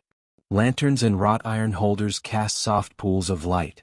The river, unseen beyond the birches, murmured a steady bedtime note. Passing the square clock, she noticed the minute hand resting between markings, neither on nor between any precise number. The tick followed a beat later, patient, composed. Brandt's shop stood at the river's edge, a 2-story clapboard building with wide, bright windows now dim. A brass plaque beside the door read simply "Timepieces." No lock barred her entrance. The key had been left under the mat, exactly where the Society's letter said it would be. She turned it in the old latch. The door opened on a breath of cedar shavings and faint machine oil, an aroma she found comforting rather than sharp. Inside, shelves climbed to the tin ceiling, holding clocks of every era. Walnut regulators, delicate French carriage pieces, schoolhouse octagons, and tiny porcelain mantel designs painted with pastoral scenes. Most waited silent, pendulums tied off for rest. Yet a few soft ticks mingled, never in unison, each following a personal rhythm. Against that background a larger sound drifted, low like the settling of wooden beams, coming from the workroom at the rear. Marjorie set down her suitcase, lit the single oil lamp left on the counter and followed the sound. The hallway felt like an extended exhale, narrow and polished with decades of footsteps. She pushed open the workroom door. The space revealed a long bench crowded by lathes, glass domes, brass gears organized in felt-lined drawers. On the far wall hung a regulator clock unlike any she'd seen.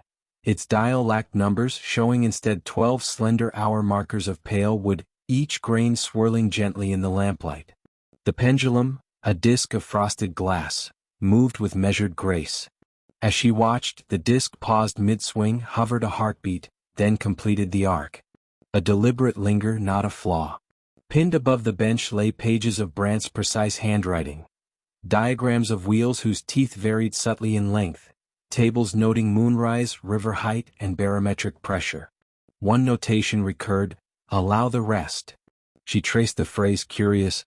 On the bench itself rested a small pocket watch encased in clear quartz rather than metal. Its hands, too, paused between seconds as though reluctant to intrude upon silence. She opened her ledger and began recording. Dimensions, materials, condition. The ticking around her felt almost conversational, taking turns, never competing. When she paused to sip water, she noticed the room's ambient hush had deepened. The regulator's glass pendulum now stood still at center. She held her breath. The next swing resumed only once she exhaled. A coincidence, perhaps, but she tried again. Breath held, pendulum stopped. Breath released, motion returned, slow, elegant, accepting. An old memory stirred.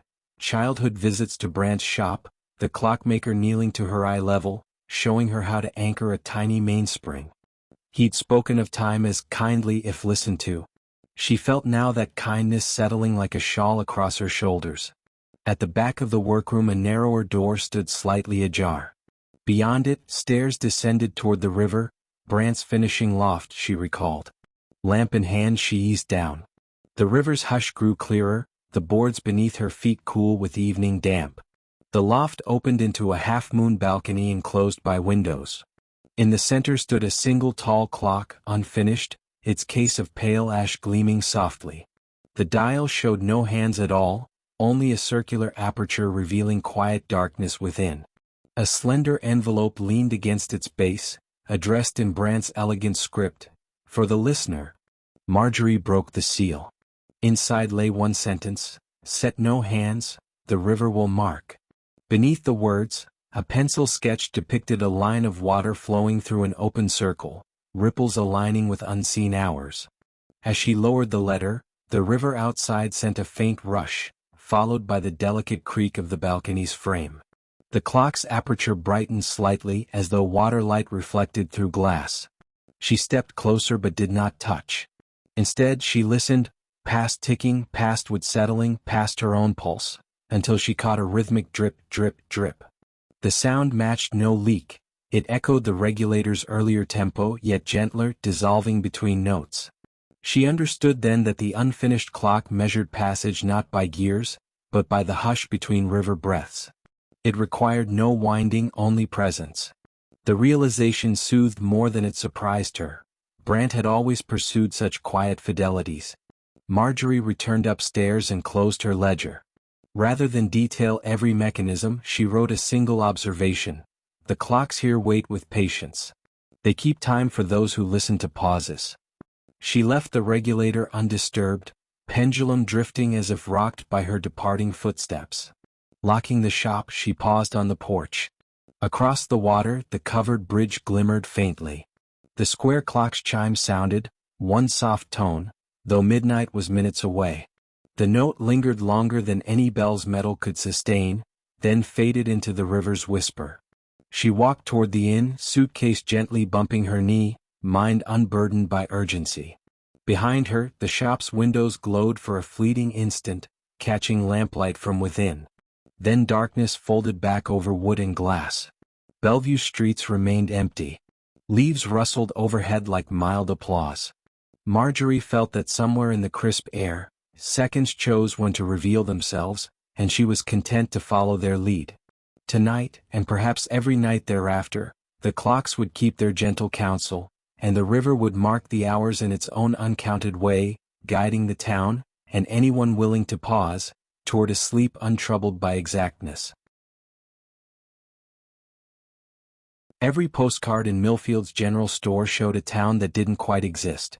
Sarah Chin discovered this during her first week as the town's new librarian. She had stopped at Henderson's general store to buy stamps and noticed the rotating rack of postcards near the register. The images were beautiful. Main Street bathed in golden autumn light, the old covered bridge reflected in still water, children playing in Memorial Park under trees heavy with snow. But something was wrong with each picture. The church steeple was too tall. The bridge had an extra arch. The park contained a gazebo that Sarah had never seen in her daily walks through town. "These are lovely," she told Mrs. Henderson, holding up a card showing the library where she now worked. In the image, the building had ivy climbing its walls and a garden full of flowers that didn't exist in reality. "Oh yes," Mrs. Henderson said, adjusting her reading glasses. "Mr. Garrett paints them himself. Been doing it for 30 years. Comes in every few months with a new batch." Sarah examined the postcard more closely. The signature in the corner read E. Garrett, in small, precise letters.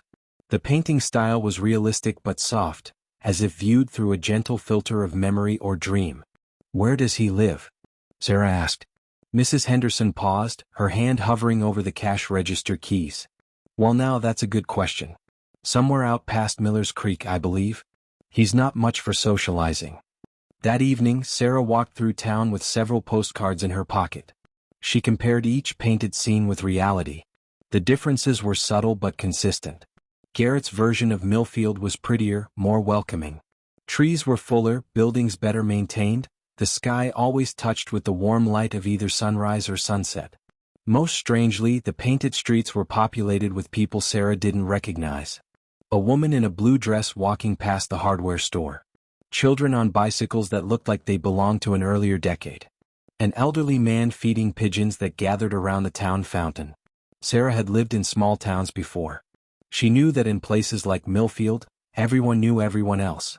But the people in Garrett's postcards were strangers to her. She began asking longtime residents about the postcard painter.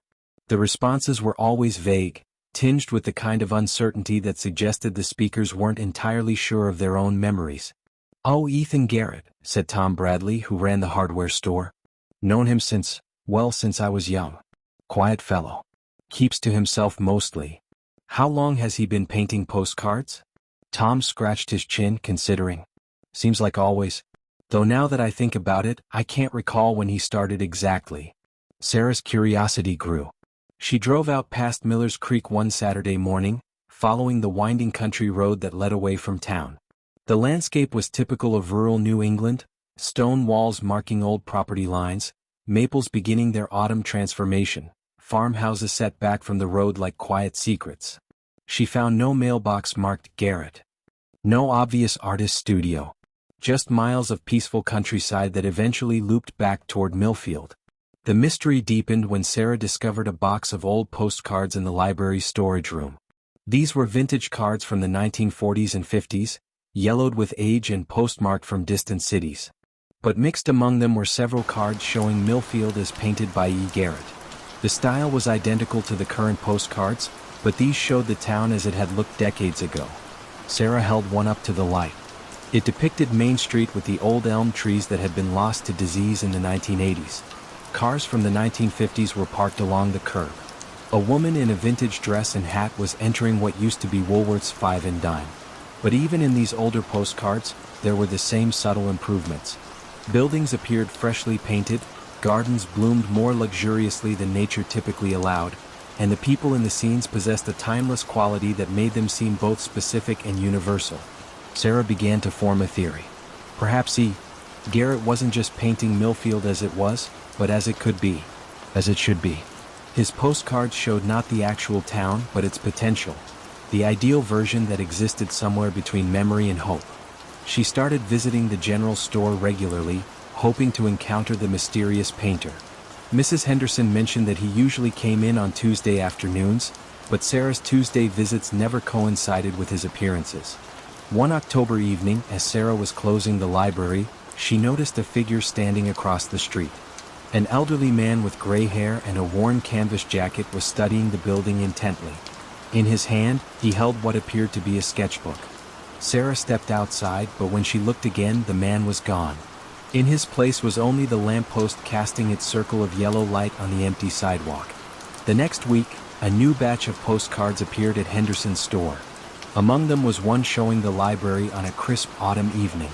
In the painted scene, warm light spilled from every window, and a figure could be seen in the doorway, a woman with dark hair wearing a red scarf. Sarah recognized herself, but improved somehow. In Garrett's version, she looked more confident, more at home. The library behind her seemed more welcoming, more alive than the sometimes lonely building where she actually worked. She bought the postcard and kept it on her desk. Sometimes, on quiet afternoons when the autumn light slanted through the library windows just right, she would look at the painted version of herself and wonder if Garrett painted not just places but possibilities. Perhaps somewhere in the space between what was and what could be, there existed a town exactly like the one in his postcards. A place where every day held the gentle promise of a perfect afternoon, and every person was the best version of themselves they could imagine being. Fog drifted from the river like pale silk, pouring between hedgerows and creeping up the wide stone steps, as though intent on entering with the arriving dusk. The ancient manor, tucked into the Welsh borderlands, had always seemed to breathe in rhythm with the weather, exhaling faint drafts through keyholes and floorboards. Tonight, its windows glowed a muted amber, and the faint silhouette of a woman could be glimpsed in the upper corridor, pausing, listening, then moving on. No carriage wheels rattled along the lane, no birds called from the bare oaks. All was folded into a gentle quiet, poised delicately on the edge of sleep. Madame Rowena Price, recent inheritor of the estate, had returned after years abroad. Her companions whispered that she walked as though memories brushed her sleeves, pausing to touch banisters or fading tapestries the way some stroked the rim of a half-remembered tomb. She gave few instructions to the small staff, only that fires be kept low and lanterns shaded. Even the clock in the music room had been wound down to silence. At nightfall, she asked the housemaid, Ellen, to leave the gallery doors ajar so that any sound drifting from the old wing might find its way out, like a caged bird seeking the night. Ellen herself had grown within earshot of local legends. As a child she was told that GWRDD Hall had once been a refuge for Jacobite sympathizers, that its library concealed a hidden stair to the river. Yet those tales felt distant compared to the softer things she sensed now. A faint smell of violets where none were kept, a low creak in the study at the same hour each evening. Rowena seemed to court such murmurs, wandering the halls long after candles should be doused, pausing at locked doors as though deciding whether to knock. On this particular night, snow began to fall, small, soundless crystals that thickened the air. Ellen stood at the kitchen window, palm warming the glass, and watched the yard fade to pearl. She wondered whether the snow would muffle the night's expected footfalls or make them sharper. Upstairs, Rowena's slippered steps crossed and recrossed the long gallery, tracing its length with unhurried grace. From below, the pattern felt almost like a lullaby. 12 measured strides, a pause, the subtle turn, 12 strides back again. Every so often, the hush deepened as if the house exhaled relief. At the stroke of 10 by Ellen's wristwatch, since the music room clock lay dormant, a barely audible thud came from the north wing. Rowena's pacing stopped. Ellen raised her head, heart slowing rather than quickening, as though the sound confirmed an expectation. She climbed the servants' stair, each tread cushioned by carpet-worn velvet thin. At the top, she found Rowena framed by the landing window, gaze fixed on the corridor leading to the locked nursery. Snow light silvered her profile, lending her an almost translucent sorrow. "They have arrived," Rowena murmured, not turning. Ellen did not ask who. The words felt like a bell note fading over water, a signal understood without explanation. Together they moved toward the nursery door, its brass handle dulled with age. No key had been found since Rowena's return. Still, the lock slid free at her touch, as though consenting to her presence. Inside, the air held the hush of rooms left intact for decades. A small oak cradle beneath embroidered drapes, a rocking horse frozen mid-prance, a patchwork quilt folded with careful finality. What drew their attention lay upon the windowsill, an envelope the color of old parchment, unmarked and thin. Rowena lifted it carefully, holding it to the lamp. The seal, once crimson, had faded to rusty rose and bore a sigil, a simple sprig of lily of the valley. She did not break it.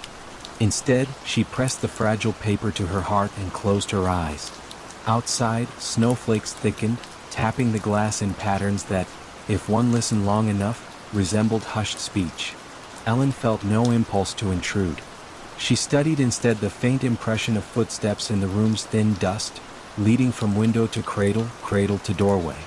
They were not hers, nor Rowena's, and their light scuffs suggested slippers rather than boots. The prince paused by the cradle where a small silver rattle had been set upright, faintly tarnished, but gently ringing now under no visible hand. A single note shimmered through the chilly air, then softened into silence again. Rowena addressed the empty cradle with the tender gratitude of a host greeting a late-arriving guest. "You kept your promise," she whispered, words meant for ears unseen. She placed the sealed envelope inside the quilt's folded corner, smoothing fabric as a mother might. The room's temperature seemed to rise by a breath, enough to dispel one's urge to shiver. Even the long idle rocking horse gave a subtle sway, as though nudged by a departing child. They left the nursery door partially open upon exiting. Neither woman felt compelled to speak. Down the corridor, the grandfather clock resumed ticking though no hand had wound it, the pendulum swinging with a calm, measured grace. In that quiet rhythm, Alan sensed the house settling into contented rest, its long-kept secret finally acknowledged rather than solved. Later, Alan lay in her attic chamber beneath the eaves, listening to the snow hush the world outside. She considered the footprints, the letter, the cradle's faint rattle, and realized the mystery comforted rather than troubled her. GWRD Hall seemed less haunted than fulfilled, as though something that had lingered between worlds now found its place in the cadence of night. Rowena, in her own suite, extinguished the last lamp.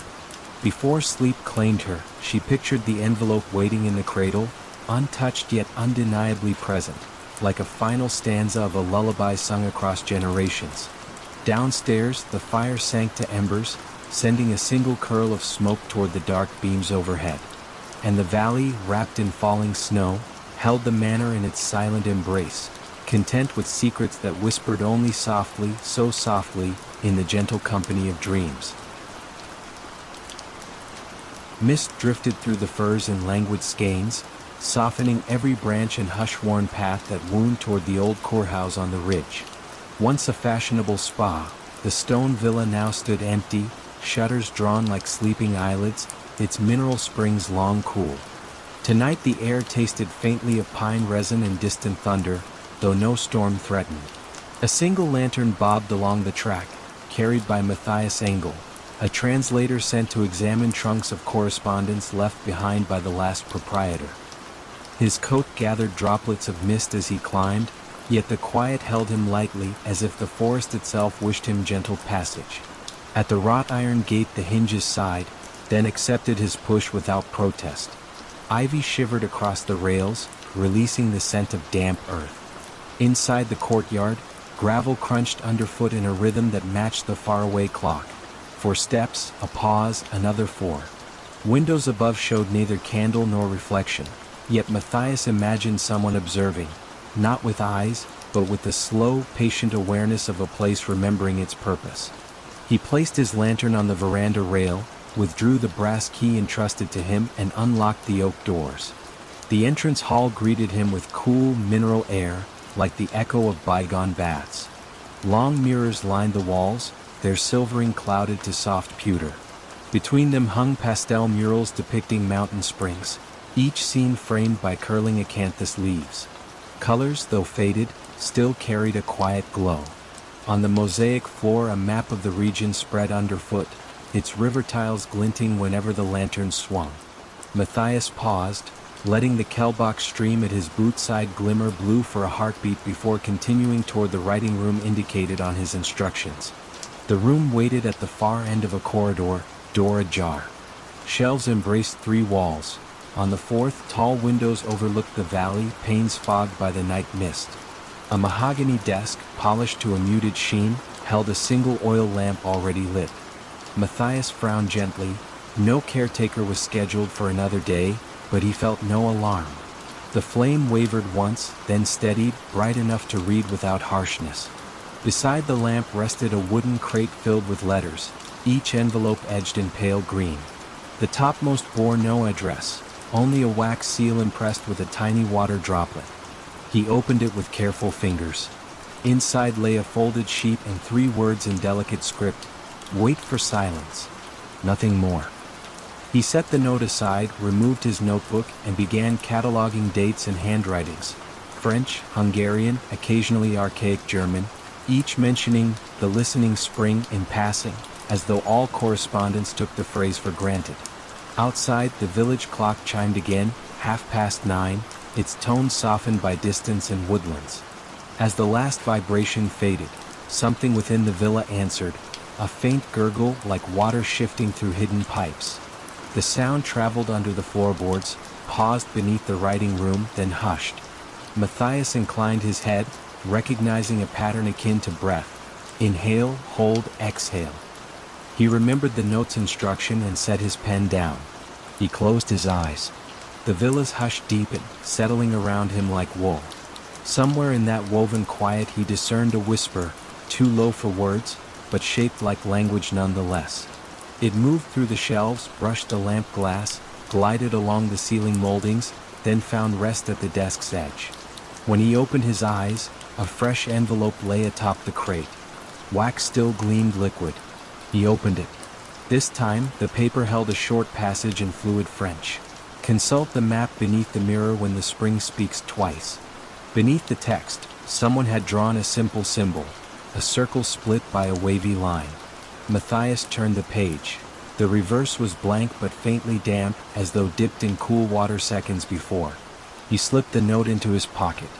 The hallway mirrors awaited, surfaces smudged by decades. He approached the largest, lantern lifted.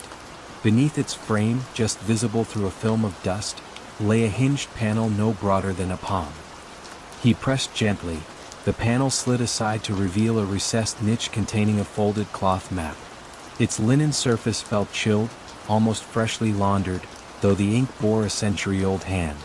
The wavy line bisected the central circle, identical to the symbol on the note. At its center a dot glowed faintly, phosphorescent paint, still alive after so long. As Matthias studied the mark, the water gurgle returned, two gentle surges rising from the floorboards as if the house were clearing its throat. He pictured subterranean channels, springs still pulsing beneath stone and tile, keeping faith with their origins. According to the map, a staircase at corridor's end led downward to a small pool once reserved for hydrotherapy. Lantern held steady, he followed. The stairs descended in even spirals, walls cool and damp. At the bottom a vaulted chamber opened, lit by neither lamp nor window, yet possessing a tender glow from mineral veins within the stone. In its center lay a circular basin of milky quartz, water rippling though no pipe discharged. The surface quivered as he approached, sending rings outward in courteous greeting. He knelt, hearing again that soft, near-speech cadence, a consonant of water, a vowel of air. Remembering childhood folklore, he whispered a simple salutation. The ripples slowed. Within their concentric echoes he glimpsed reflections, not of himself but of long-ago bathers easing into the same pool, their faces peaceful, listening. The image faded, leaving ordinary water awaiting the next ripple. Matthias dipped a fingertip. The temperature proved neither cold nor warm, but precisely like human skin, erasing boundary between observer and source. He returned upstairs carrying only the memory of that touch. The writing room remained unchanged save for one detail.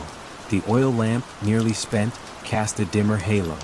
On the desk lay a final envelope. He opened it to find a line in English this time, printed rather than written. Catalog complete when the listener is heard. Beneath, a drop of quartz dust glimmered, echo of the basin below. Matthias packed the letters carefully, noting their order, then extinguished the lamp. As darkness settled, the villa sighed, satisfied. He stepped onto the veranda. Dawn's first gray hinted behind the pines, and the air, though unmoving, carried the faintest murmur, two pulses of the hidden spring, answering one another beneath layers of earth and time. He closed the gate without hurry, lantern now dark. In the valley, the village clock marked 6 o'clock, each chime tempered by morning mist. Between the strokes lay wide, lucid quiet, reminding him of the basin's calm skin. He walked downhill, heart eased into that cadence. Behind him the courthouse waited, listening still, its limitless correspondence at last entrusted to someone who understood that some archives speak not in words, but in the slow, gentle grammar of water and pause. Water still clung to stones in small, deliberate beads, but the clouds had emptied themselves, leaving the night clear enough for the moon to slip between fractured ribs of sky. On a low rise above the Atlantic inlet, the former Abbey of Kilfoyle stood in half-shadow, its slate roofs long collapsed, its nave open to weather and wandering cows. Yet one building remained intact. The scriptorium, sealed decades ago when the last monk departed, its oak door barred against storms and curiosity alike. Eamon Daly, temporary archivist for the County Heritage Office, arrived alone at that quiet threshold. The key, posted to him with no covering letter, turned soundlessly as if the lock pivoted on memory rather than metal. He stepped inside, lantern held low. The room breathed a mild, papery scent, vellum, linseed oil, a faint drift of lavender left to discourage bookworms. Shelves lined the walls from flagstones to rafters, laden with volumes whose spines carried neither titles nor dates, only small carved motifs of reeds and spirals. Outside, the tide murmured against the inlet wall, each wave coasting inland, sighing, retreating. Within, a hush took firmer root. Dust motes hung in the lantern's beam, drifting with such slow grace they seemed fixed, tiny constellations stranded between seconds. Eamon paused, coat still damp at the shoulders, and listened for any structural groan, any night creature. Nothing moved but the lantern flame, gently rocking to its own rhythmic breath. His task was simple: create a preliminary inventory, note what might warrant conservation. He began at the nearest shelf, easing a thin codex into the lantern pool. No title, only a single line of neat Gaelic script across the flyleaf. Fan na gawith, the wind's voice. The pages held alternating staves of plainchant and blank-ruled bars. Every so often, a marginal note read, "Leave space for what is not sung." The instruction felt less cryptic than polite. He closed the codex, set it aside, and drew the next.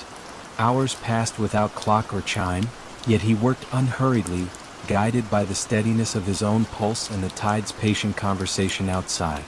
Occasionally a droplet from the leaky roof landed in the far corner, giving a soft tap like a restrained bell. Each impact sounded evenly spaced, though no one could predict the drips. They adhered to a cadence known only to the rafters. Mid-shelf he came upon a volume heavier than its neighbors. Lifting it revealed a recess beneath, a shallow cavity gouged into the stone. Inside lay a rolled parchment tied with twine, surprisingly free of dust.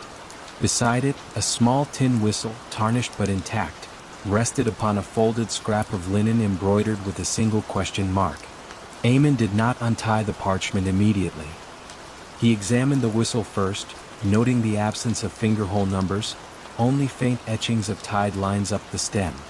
After a moment's thought he raised it to his lips and released a tentative breath. No note answered, only the lantern flickered, though the room's air remained still. He tried again, directing air more gently this time.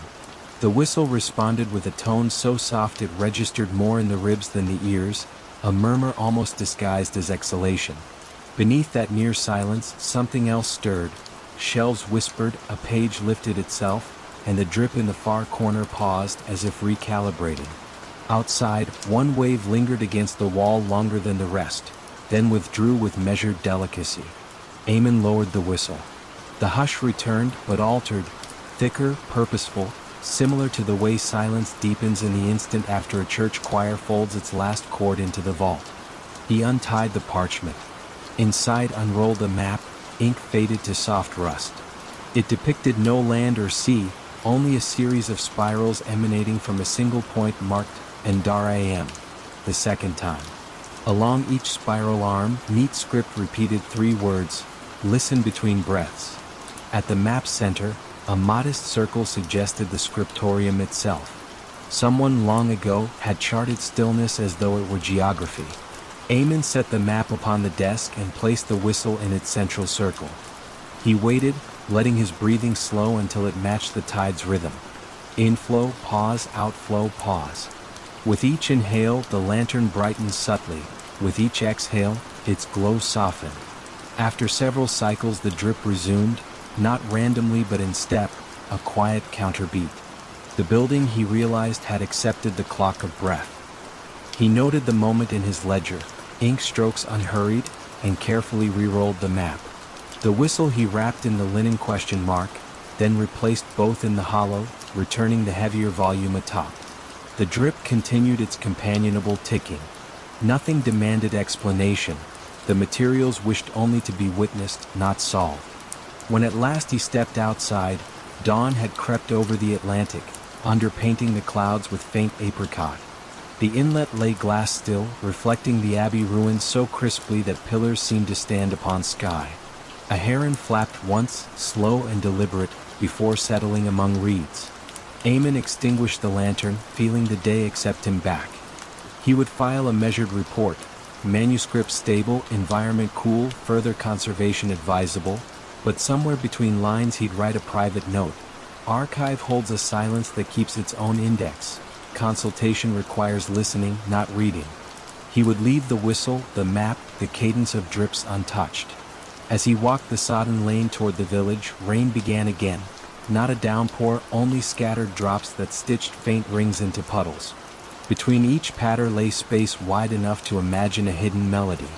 Eamon found himself breathing in time with that pattern, carrying the abbey's gentle charter of pauses with him, content that Kilfoyle would continue its quiet recital for the next attentive ear. Savannah summer night breathed gently, perfumed by gardenias and damp brick. Gas lamps flared in measured halos along the quiet paths, lending each cobblestone the hush of a long-kept secret.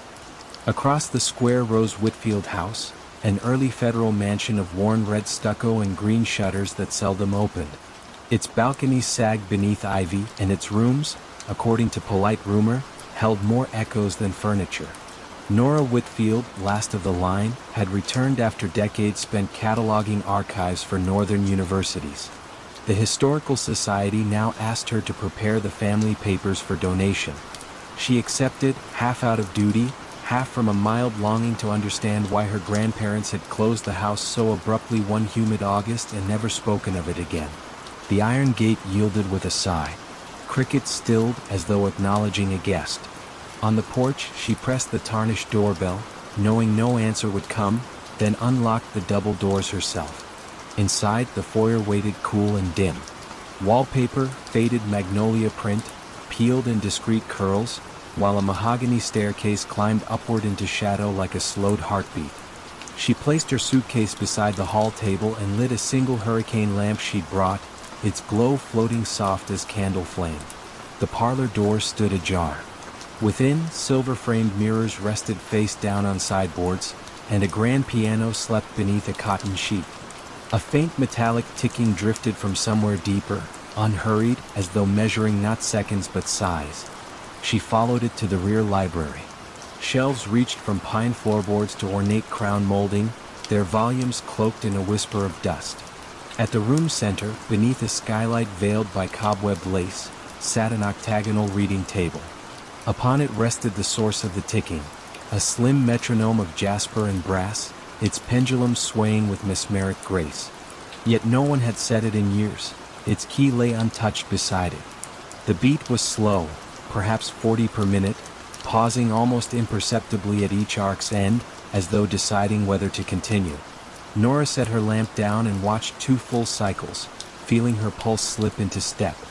A faint breeze sighed through the cracked window frame, rustling pages of a ledger that lay open near the metronome. In careful, looping hand it recorded sentences, each on its own line. 8:04 garden gate clicks. 8:07 fountain recedes. 8:10 clock resumes voice. The last entry bore tonight's date, though no one but Nora had crossed the threshold. She gently touched the page. The ink was still damp. Outside the library, a corridor led toward a conservatory added during the 1890s. She remembered vague childhood tales of orchids blooming there through Christmas. Moving with measured calm, she opened the glass door. Warm night air met her, fragrant with something faintly citrus though she saw no trees. Moonlight, sifted through dusty panes, dappled the tiled floor in pale lozenges. Between empty planter boxes stood a wrought iron music stand, its sheet holder bare, yet small clothespins remained as if awaiting a score. As she lingered, the metronome's beat reached faintly through the doorway. Tick, pause, tock, pause, blending with distant fountain hush from the square. She sensed a subtle consonance. The beat aligned with the fountain's spurts, 2 slow pulses followed by a weary hush of water landing.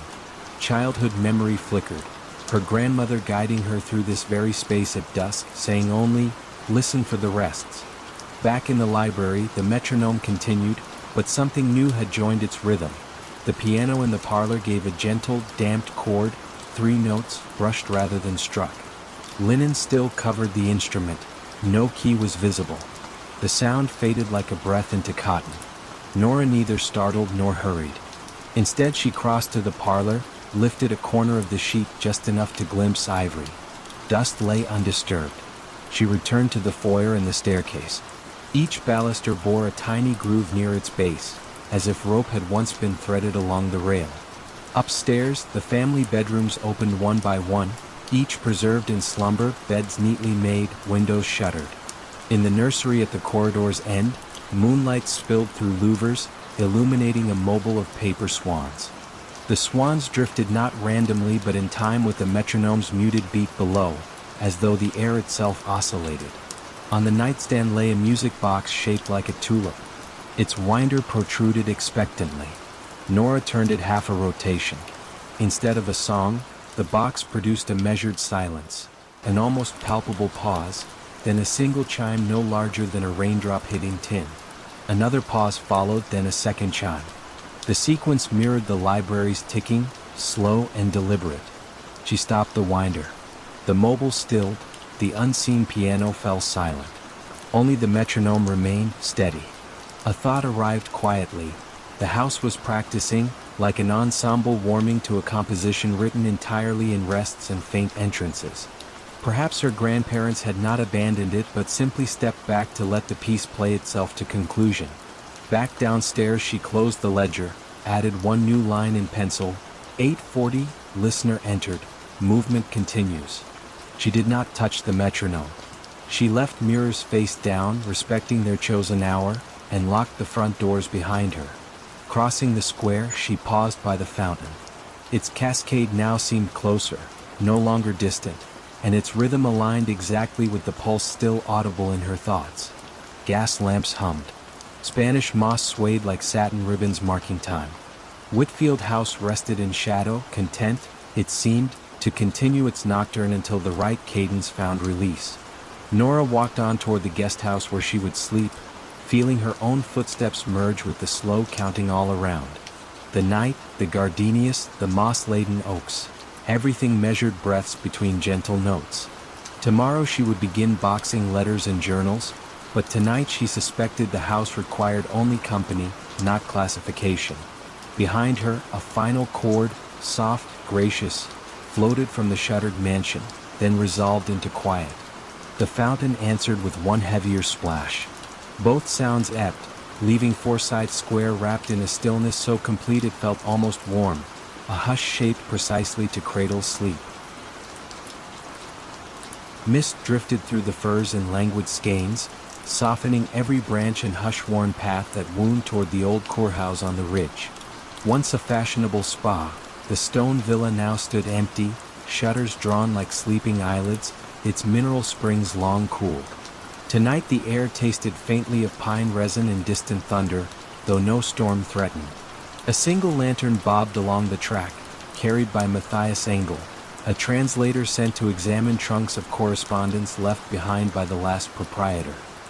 His coat gathered droplets of mist as he climbed, yet the quiet held him lightly as if the forest itself wished him gentle passage. At the wrought iron gate the hinges sighed, then accepted his push without protest. Ivy shivered across the rails, releasing the scent of damp earth. Inside the courtyard, gravel crunched underfoot in a rhythm that matched the faraway clock. 4 steps, a pause, another 4. Windows above showed neither candle nor reflection, yet Matthias imagined someone observing, not with eyes, but with the slow, patient awareness of a place remembering its purpose. He placed his lantern on the veranda rail, withdrew the brass key entrusted to him, and unlocked the oak doors. The entrance hall greeted him with cool, mineral air, like the echo of bygone baths. Long mirrors lined the walls, their silvering clouded to soft pewter. Between them hung pastel murals depicting mountain springs, each scene framed by curling acanthus leaves. Colors, though faded, still carried a quiet glow. On the mosaic floor a map of the region spread underfoot, its river tiles glinting whenever the lantern swung. Matthias paused, letting the Kellbach stream at his boot-side glimmer blue for a heartbeat before continuing toward the writing room indicated on his instructions. The room waited at the far end of a corridor, door ajar. Shelves embraced 3 walls. On the 4th, tall windows overlooked the valley, panes fogged by the night mist. A mahogany desk, polished to a muted sheen, held a single oil lamp already lit. Matthias frowned gently. No caretaker was scheduled for another day, but he felt no alarm. The flame wavered once, then steadied, bright enough to read without harshness. Beside the lamp rested a wooden crate filled with letters, each envelope edged in pale green. The topmost bore no address, only a wax seal impressed with a tiny water droplet. He opened it with careful fingers. Inside lay a folded sheet and 3 words in delicate script: "Wait for silence." Nothing more. He set the note aside, removed his notebook, and began cataloging dates and handwritings.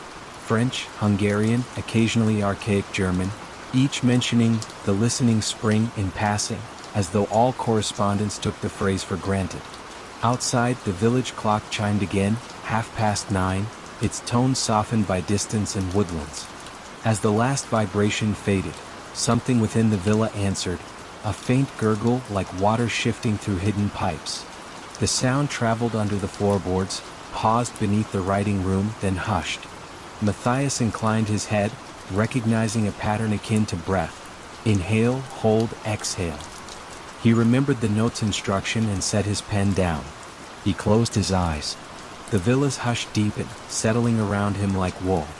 Somewhere in that woven quiet he discerned a whisper, too low for words, but shaped like language nonetheless. It moved through the shelves, brushed the lamp glass, glided along the ceiling moldings, then found rest at the desk's edge. When he opened his eyes, a fresh envelope lay atop the crate. Wax still gleamed liquid. He opened it. This time, the paper held a short passage in fluid French. Consult the map beneath the mirror when the spring speaks twice. Beneath the text, someone had drawn a simple symbol, a circle split by a wavy line. Matthias turned the page. The reverse was blank but faintly damp, as though dipped in cool water seconds before.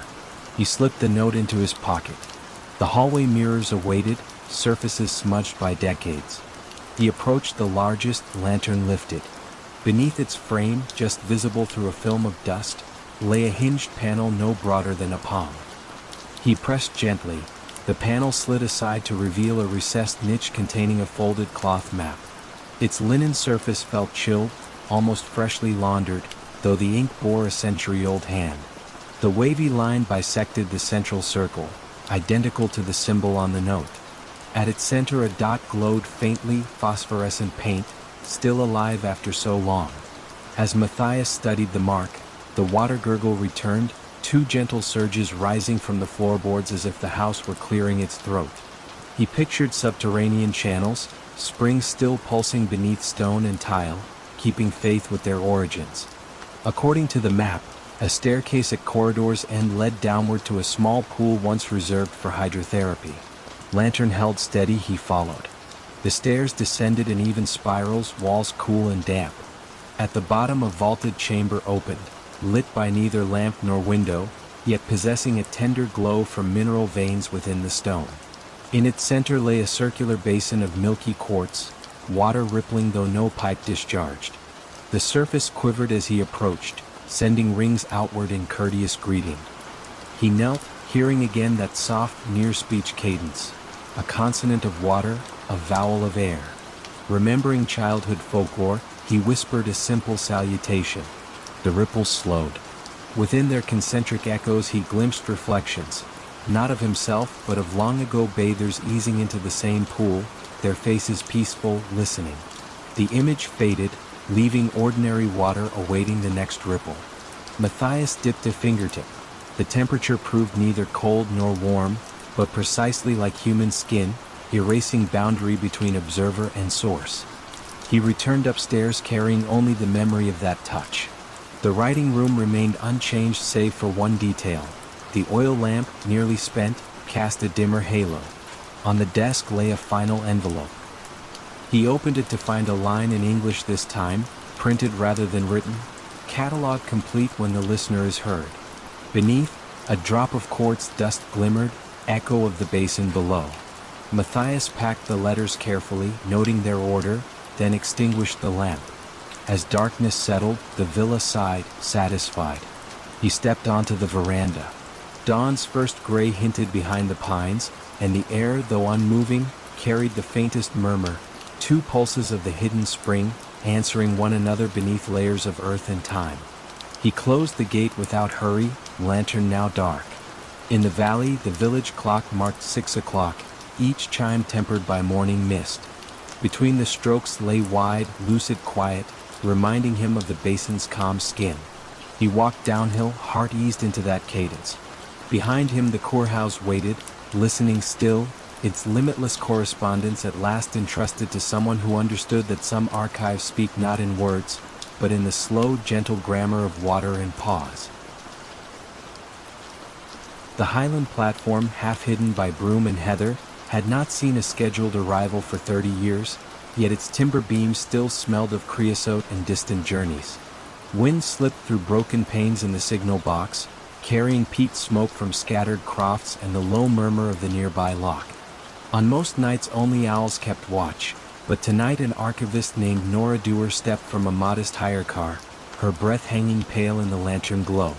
She had driven north at the request of the Rail Heritage Trust, tasked with surveying line records rumored to remain in the old parcel office. The work sounded straightforward, yet the letter hinted at something quieter. Unsent dispatches, perhaps, or manifests written in a hand no one could place. Nora enjoyed such gentle puzzles. She fetched her satchel, locked the car, and followed a gravel path softened by moss toward the waiting room door. The door yielded with a civilized sigh. Dust and cold greeted her, not brusquely but with the steady patience of places unused to company. She set her lantern on the ticket ledge, its mellow light revealing benches scarred by initials, a schedule board frozen on 1947 Inverness, and a brass bell labeled "Ring for Porter" that retained a faint, expectant shine. Beyond an archway the parcel office waited, shut by a sliding hatch. Nora stepped through. The wooden floor flexed once, then settled. She slid the hatch upward. Stale air drifted out, tinged with cedar and faint engine oil. Stacked crates lined the walls, each stenciled with dates ending in 1953, yet the ledger on the counter bore entries well into the 1970s. She ran a finger along the columns. Names of villages long since unserved appeared beside precise weights and times of dispatch. Each entry ended with a small circle drawn in red ink, delicate, almost ornamental. A soft vibration caught her attention, barely more than a rumor of sound, from beyond a narrow corridor at the back. She listened, but nothing followed, only the wind tracing eaves. She jotted a note, then opened the nearest crate. Inside lay parcels wrapped in brown paper, tied with cotton twine, addresses lettered in a graceful, looping style. The string had not frayed, the paper not yellowed, as though packed that very morning. She lifted one addressed simply to Mrs. I. McLeod, Platform Cottage, though no cottage stood within miles. She set the parcel back, respectful, and moved toward the corridor. It led to a short flight of steps descending beneath the station, likely to the ammunition store repurposed during the war. The air grew cooler, more mineral with each tread. Her lantern painted gentle crescents along curved walls until she reached a chamber about the size of a garden shed. Shelves lined three sides, yet only one item rested there. A brass pocket watch, lid open, hands halted at 2:14. Beneath it lay a folded timetable printed on silk, the fabric so thin the lantern light passed through, illuminating ghostly lines of type. She read the header aloud, "Night Freight 414, effective only under new moon." The sheet listed 3 stops, Glenraig, Kelda Ferry, and a final destination simply noted as return. No dates, no years. She refolded the timetable with care, slipped it into her satchel, and examined the watch again. The second hand, though motionless, looked poised to start at any moment, like a held breath. From above came the faintest tremor, a muted rustle of gravel as though boots crossed the platform. Nora extinguished her lantern on instinct, letting darkness settle. In that hush, a distant whistle floated through the stone like a memory recalled, thin and perfectly pitched. It did not startle her. Instead, it felt curiously reassuring, the way a lullaby might pass through a door half closed. She waited, counting heartbeats until the sound ebbed, then lit the lantern once more. Returning upstairs, she found the parcel office unchanged. Yet the ledger now lay open to a fresh page. Ink, still glistening, spelled her own name beside the red circle, N. Dewar, 214. The pen rested exactly where the signature ended. She felt no alarm, only a settling certainty that someone, or something, kept precise accounts here, indifferent to ordinary calendars. She closed the ledger gently, traced the circle with a fingertip, and looked toward the platform. Moonlight revealed rails rusted but intact, stretching north into a shadowed cutting. Beyond, the lock's surface shone pewter, unruffled. She stepped outside, letting the door fall silent behind her, and walked the length of the platform, lantern low. A faint smell of steam drifted on the air, though the night remained cool and engines silent. Near the signal box, a telegraph key, long frozen, caught the lantern light. She touched it. The lever moved with surprising ease, clicking once, then settling. At that instant the rails vibrated, subtle, like catgut under a bough. Nora stood still, balanced between questions and calm. The vibration grew neither louder nor fainter, simply present, steady. She understood then that the station's task had never ceased. It had merely slowed its breathing, waiting for someone willing to listen. She returned to the waiting room, closed the parcel office hatch, and wrote a brief note for the trust. Records intact, parcels undisturbed, operations ongoing. She hesitated over the last word, then left it. On the ticket ledge she placed the pocket watch, lid open, so that any who entered might notice the hands resting at 2:14.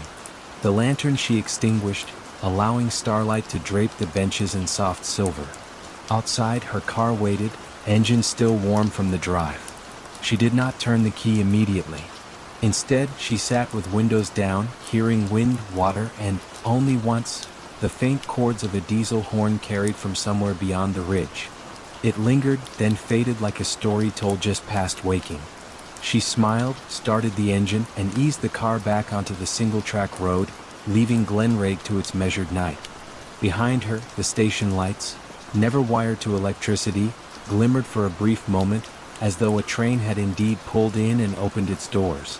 Then the glow receded, returning the platform to shadow and the ledger to its silent arithmetic. Nora drove on, feeling unhurried, sustained by an inexplicable certainty. Some journeys run best when timetables drift, and some packages arrive precisely when the world is most ready to receive them. The village of St. Roch lay folded among low Provençal hills, its stone lanes warmed by centuries of sun, yet tonight a muted coolness drifted in from the fields. Shadows lengthened across shuttered cottages, carrying the faint scent of crushed time. Above the tiled roofs, the abandoned Monastère de Trois Sources rose like a pale memory, arches silvered by moon-ready light. Although the monks had departed decades ago, travelers still spoke of quiet footprints and candle-glow glimpsed through broken cloisters when evening settled. Émile Durant arrived on foot, coat brushed with road dust, carrying a leather folio and a single fountain pen. The village mayor had written him with polite urgency. Lost hymnals had surfaced in the monastery library, pages fragile as moth wings, and required a careful hand. Émile agreed, drawn by the chance to listen for echoes in forgotten halls. He found lodging above the bakery, where warm bread cooled on wide oak boards. Madame Lavelle offered him lavender tea, then pointed toward the hillside path. "Go before full dark," she murmured. The stones dream more softly then. He started at twilight, feet crunching along a chalky track lit by dusky gold. Crickets kept a measured cadence, leaving ample space between their songs. Midway, a small spring bubbled beside a fig tree, its water clear, its voice subdued as though reciting prayers. Émile paused, knelt, and touched the surface.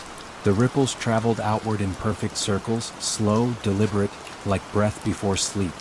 The monastery gate, wrought iron faded to moss green, stood slightly ajar. A sigh of wind moved through, lifting a dry leaf that spiraled upward, then settled again. Inside, the main courtyard opened wide to the sky. Cloister arches framed pockets of shadow where vines climbed with patient insistence.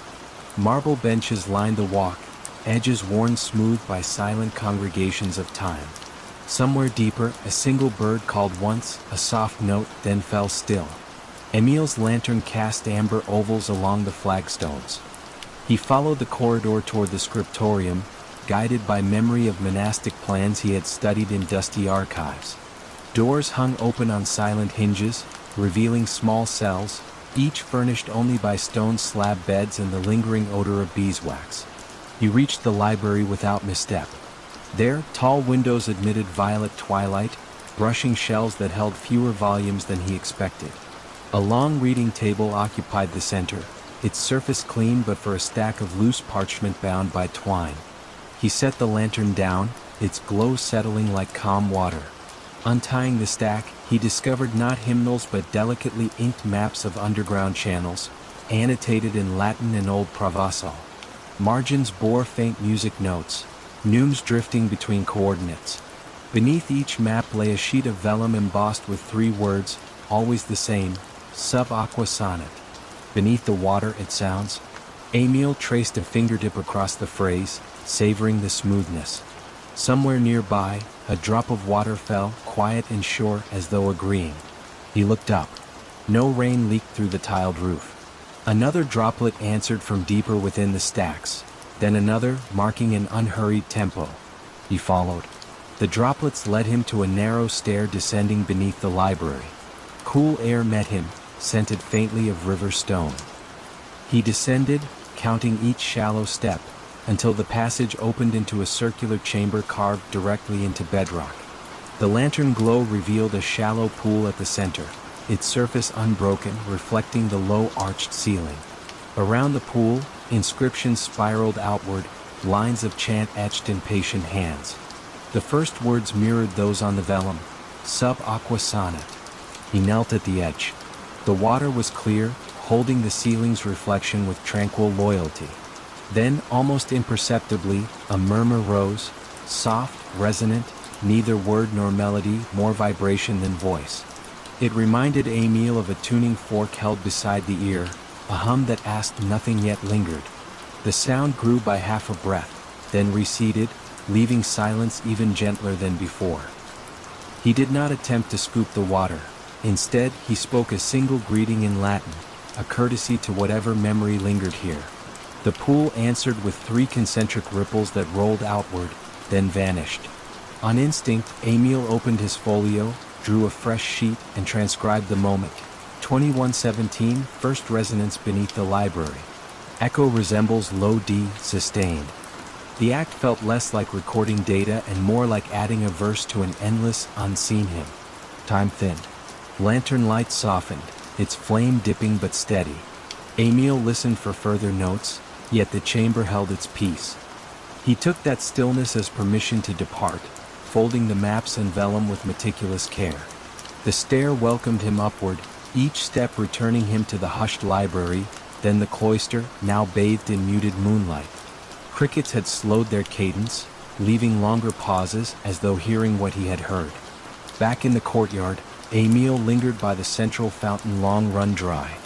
He imagined water once singing here too, multiplying the hidden chant beneath the library. The quiet held him easily, like deep blankets on a cool night. He whispered thanks, though unsure to whom, and retraced his path to the gate. Descending the hillside, he felt no urge to rush. Around him, olive trees stood silver under the moon, leaves trembling with mild breeze. Each footstep stirred faint dust, rising then settling, a gentle punctuation. By the time he reached the bakery, the village slept. Even the ovens cooled, their heat folded into crusts awaiting dawn.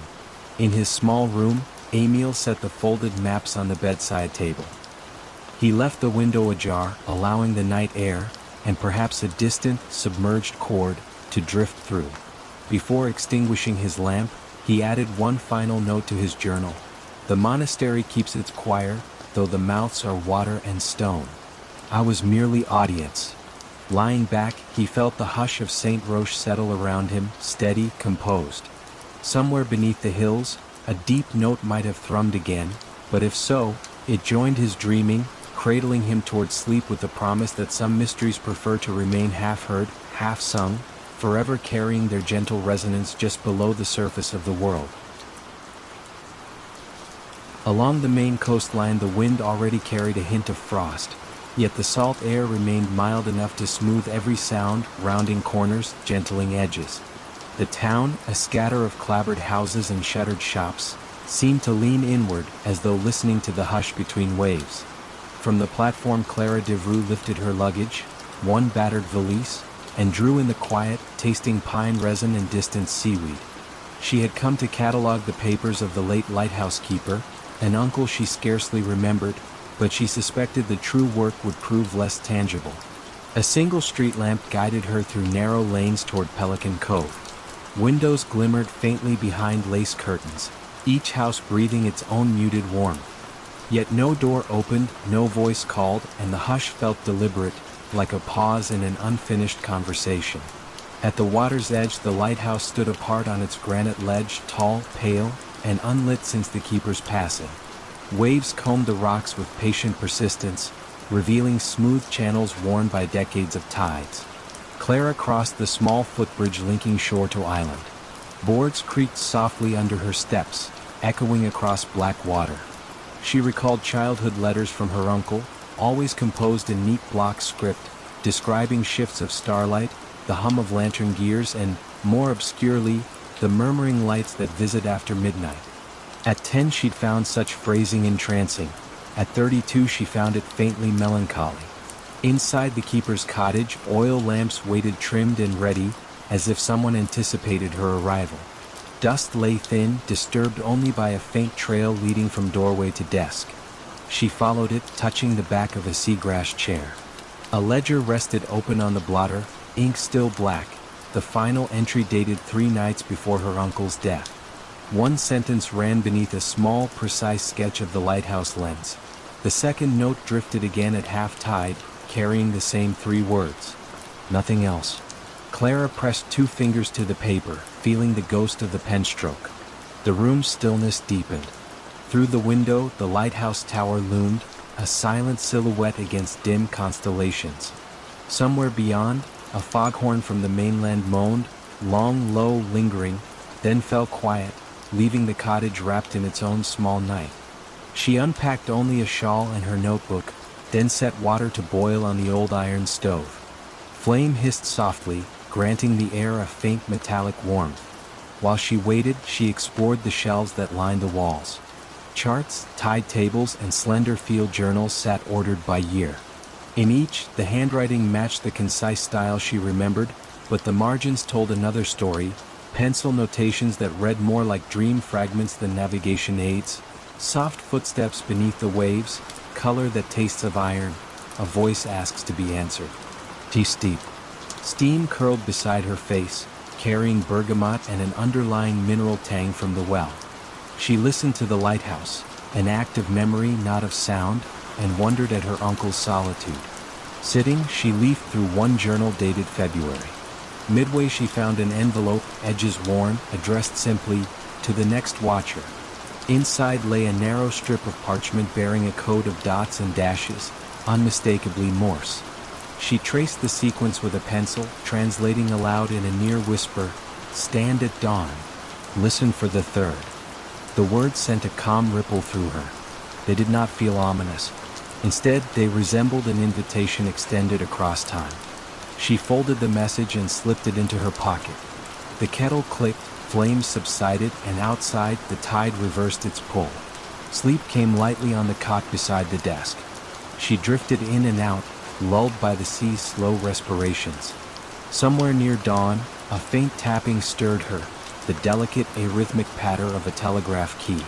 Eyes half open, she realized the sound came not from any device but from the tower itself, each tap spaced by the hush of water folding back onto sand.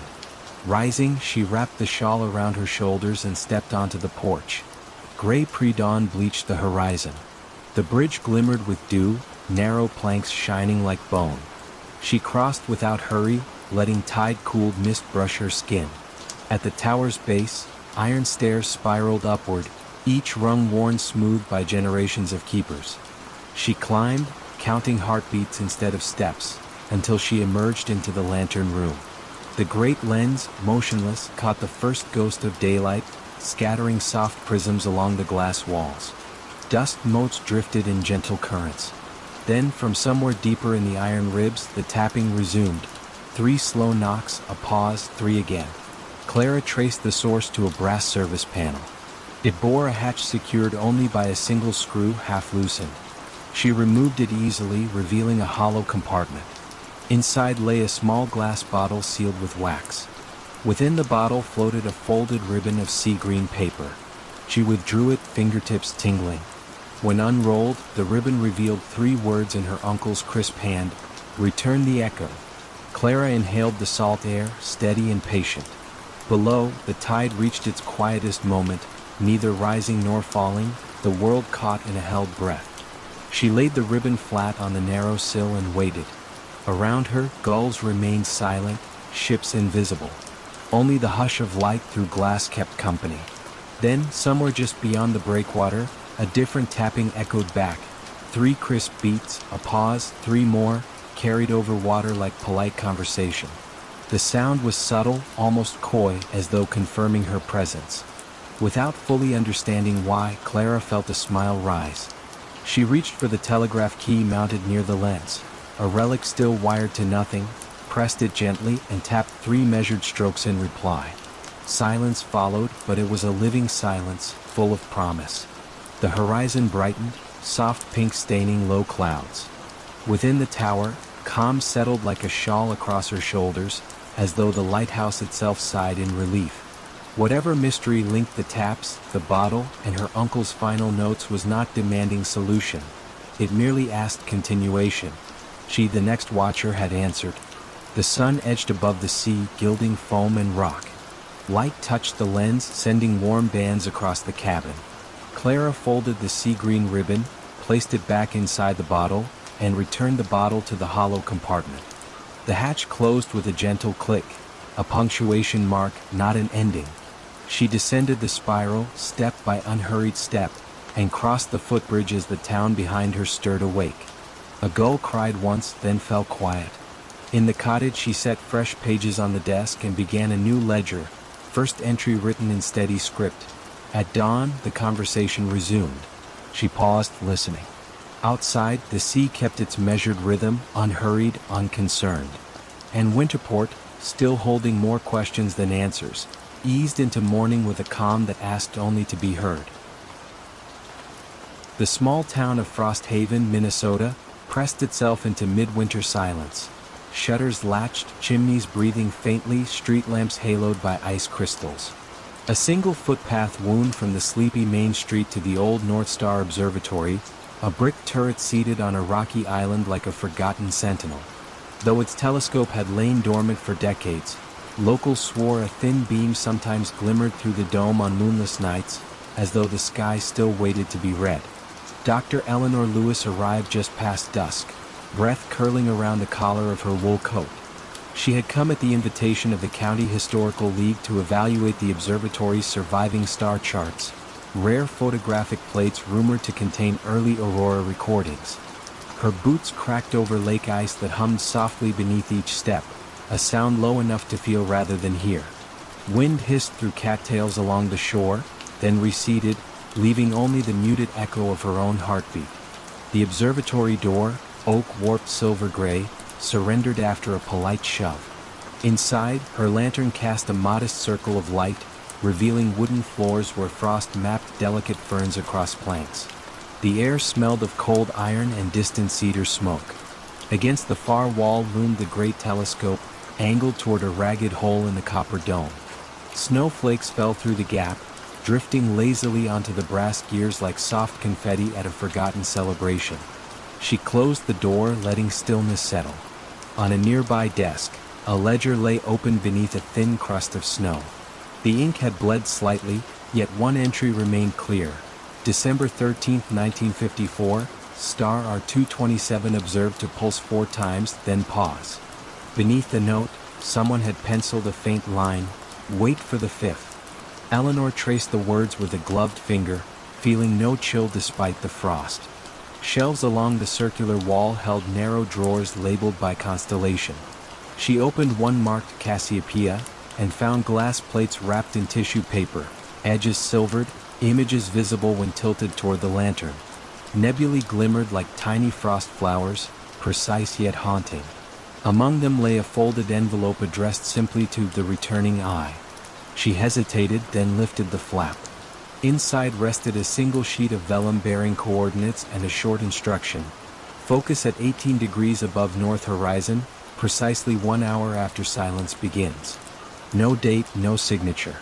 She glanced upward. Through the dome's breach the sky blushed purple-black, stars beginning to crystallize. Silence, she realized, had already unfurled itself across the lake. No vehicles, no barking dogs, only the faint pulse of her own breath. Guided by habit more than thought, she loosened the telescope's frozen gears until they turned with surprising grace. Snowflakes fled the lens as though granted leave. She dialed the coordinates, aligning the scope toward an unobtrusive patch of sky. The eyepiece felt cold but welcoming against her brow. At first she saw only ordinary stars, steady and indifferent. Then, at the fringe of her vision, a shimmer trembled, one point brightening, dimming, brightening again. For pulses, deliberate, measured. She counted them aloud, voice scarcely above a sigh. A pause followed, long enough for the mind to wonder whether anything more would occur. When the fifth pulse finally came, it lingered slightly as if aware of being watched, before subsiding into ordinary starlight. Eleanor exhaled the breath she hadn't realized she held. The room around her seemed to lean inward, waiting. From the ledger's desk, a soft tap answered, no louder than a snowflake striking wood, yet it carried distinct intention. She crossed the room. The ledger's pages had turned themselves. A fresh sheet lay exposed, blank except for a faint wet circle, as though ink had only just lifted from the nib. A pen rested beside it, point glistening dark even in the dim light. Without resisting, she picked it up. Her hand moved gently, writing a single observation. The fifth returns the gaze. She set the pen down. Almost immediately the lantern flame wavered, not from draft but as though drawing breath. Shadows drifted across instruments, arranging themselves into deeper calm.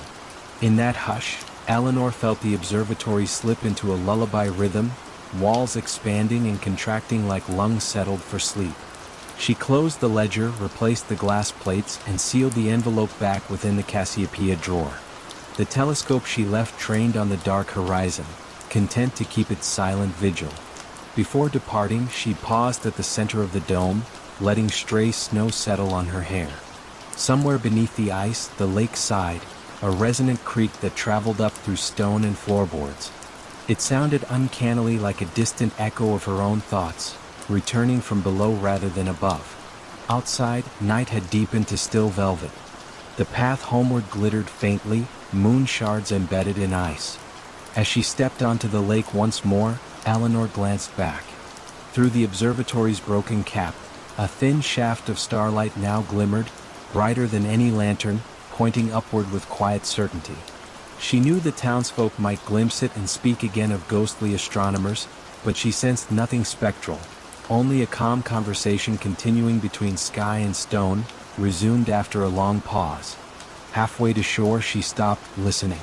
Wind skimmed across the frozen surface, carrying a distant, measured rhythm. For soft gusts, a pause, a fifth answering sigh. Something in the pattern eased her shoulders, smoothing the tightness of travel from her muscles. She resumed walking, boots whispering against snow, feeling oddly accompanied. Frosthaven's lights blinked welcomingly at the lake's edge. Behind her, the observatory settled back into shadow, the beam dimming until only ordinary starlight remained. Yet Eleanor sensed the fifth pulse would return, again and again, waiting patiently for anyone willing to cross the ice and breathe in time with the hush. By the time she reached the inn, fatigue arrived gentle as flannel. She knew her report to the Historical League would be concise. Plates stable, building sound, further study advised at night, but in her private notebook she jotted another line. Some instruments marked the passage between beats, and some watchers learned to listen there. With that thought, she closed the journal, welcomed sleep, and trusted the stars to keep their silent appointment until dawn. Water lapped gently at pilings, brushing stone with a faint, rhythmic hush that sounded almost like distant applause. Venice, after the last vaporetto, exhaled into stillness. Shutters closed, footsteps faded, and moonlight spread across tiled roofs in quiet sheets. Down a narrow fondamenta, the little Baroque theater waited, facade softened by moss, its lacquered doors unvisited for 40 years. Aurelia Conti had come at the invitation of the city's cultural archive, asked to assess what survived inside. Ledgers, costumes, forgotten scores. She carried only a canvas satchel and a brass-handled lantern. The key, left for her at the caretaker's cottage, turned with surprising ease as if the lock expected her touch. The doors opened on chilled air scented faintly of velvet and dust. The foyer revealed gilt mirrors gone dim, their surfaces stippled by age like watercolor skies. A faded carpet hushed Aurelia's steps. She paused beside the ticket kiosk where an abacus still rested, beads midway between counts. Through an arch lay the auditorium, rows of red seats folding upward in gentle tiers toward an ornate ceiling painted with night blue constellations. Stars there seemed to echo the real ones beyond the roof, the two firmaments almost in conversation. No draft moved, yet one seat in the center aisle sat lower than the rest, cushion compressed by an unseen weight. Aurelia registered this quietly, neither alarmed nor eager to explain. She set the lantern on the edge of the orchestra pit. Its glow drifted outward like warm breath, illuminating specks of dust that ascended and sank as though dancing to a secret tempo. Past the stage curtain, she found the backstage corridor. Ropes hung slack beside sandbags, their fibers whispering when brushed by her coat sleeve. Dressing rooms opened left and right, lit only by the lantern's wandering circle. In one, a trio of masks lay upon a vanity, expressions serene rather than dramatic. Each retained a faint sheen unclouded by time. Aurelia touched none, but noted a subtle warmth lingering over the porcelain, as if lamps had been extinguished mere minutes earlier. At the corridor's end, she reached the music library. Shelves bowed under leather-bound volumes, spines labeled in gilt, arias, madrigals, intermezzi. On the central table rested a narrow folio tied with ribbon the color of old rose petals. A tag read, Sinfonia per la Nebbia, first draft. She untied the ribbon. The manuscript pages bore delicate notation, yet between staves ran fine penciled phrases, leave room for mist, pause until silence answers. Tempo follows breath, not baton. She felt the urge to hum a single bar but refrained. Even an exhaled note might stir something better left placid. Instead, she unfolded her notebook and copied a few measures. The ink from her pen seemed almost to welcome the company of those older marks, aligning themselves gently on the page. Somewhere above, a faint rustle drifted down, wood rubbing against wood, perhaps a shutter shifting. Aurelia listened. The sound stopped, replaced by a softer murmur, a roll of pages turning in the empty auditorium, deliberate yet unhurried. She pictured the lone seat half-folded, now settling farther, as though its hidden occupant adjusted posture to follow her progress backstage. Returning to the auditorium, she held the lantern waist-high. The seat now stood upright, cushion undisturbed. Nothing else had moved, yet in the orchestra pit a conductor's baton rested across the music stand, parallel to the edge, gleaming faintly. It had not been there earlier. Aurelia approached, her calm intact, and noticed a slip of parchment beneath the baton's tip. 3 words in graceful script, attend the hush. She obeyed without thinking, extinguishing the lantern. Darkness enfolded her, velvet soft. At first she heard only the breathing of the building. Wooden beams settling, water beyond the walls sipping at foundations. Then, from somewhere uncertain, perhaps the balcony, perhaps the imagined rafters above the false stars, issued a single chord, whispered rather than played, like the echo of a distant cello warming its strings. The tone lingered, trembling at the edge of hearing, before fading into a silence deeper than the one preceding it. She waited, heart steady, until a second chord answered, lower, slower, an amiable exchange, unresolved yet tender. The pause that followed stretched long enough to feel like a held breath spanning centuries. In that hollow, a curious peace settled over her shoulders, as though the theater recognized in her a respectful listener. When the third chord came, soft, barely tangible, it drifted outward, dissolved, and did not return. The hush that followed felt complete, needing nothing more. Aurelia relit the lantern. The baton lay precisely where she had found it. The parchment was gone. She completed her survey without haste, recording temperatures, photographing set pieces left inside wings like motionless actors waiting for a cue that would never arrive. The manuscript she returned to its ribbon and shelf. Before leaving, she took one final look at the auditorium. The ceiling's painted constellations seemed brighter now, a gentle glow emanating from their faded pigments, guiding her gaze along imagined currents of night. Outside, the canal touched stone with its patient rhythm. Aurelia locked the doors, pocketed the key, and began along the narrow path toward the caretaker's cottage. Behind her, the theater's facade melted once more into shadow, its secrets folded neatly between silence and remembrance. At the crossing bridge she paused. A breeze carried a faint vibration across the water, an echo of those whispered chords, then let it dissipate into the moonlit mist. She smiled, knowing the music would return for the next listener willing to attend the hush. Sleep beckoned gently, promising that whatever mysteries lingered on that small stage would keep their own immaculate time, serenading empty velvet rows with chords delicate enough to drift through dreams without waking them. The 11:47 train to nowhere arrived every night at the abandoned Millfield station, though the tracks had been removed 20 years ago. James Crawford first heard it during his third week as night security guard at the old railway depot.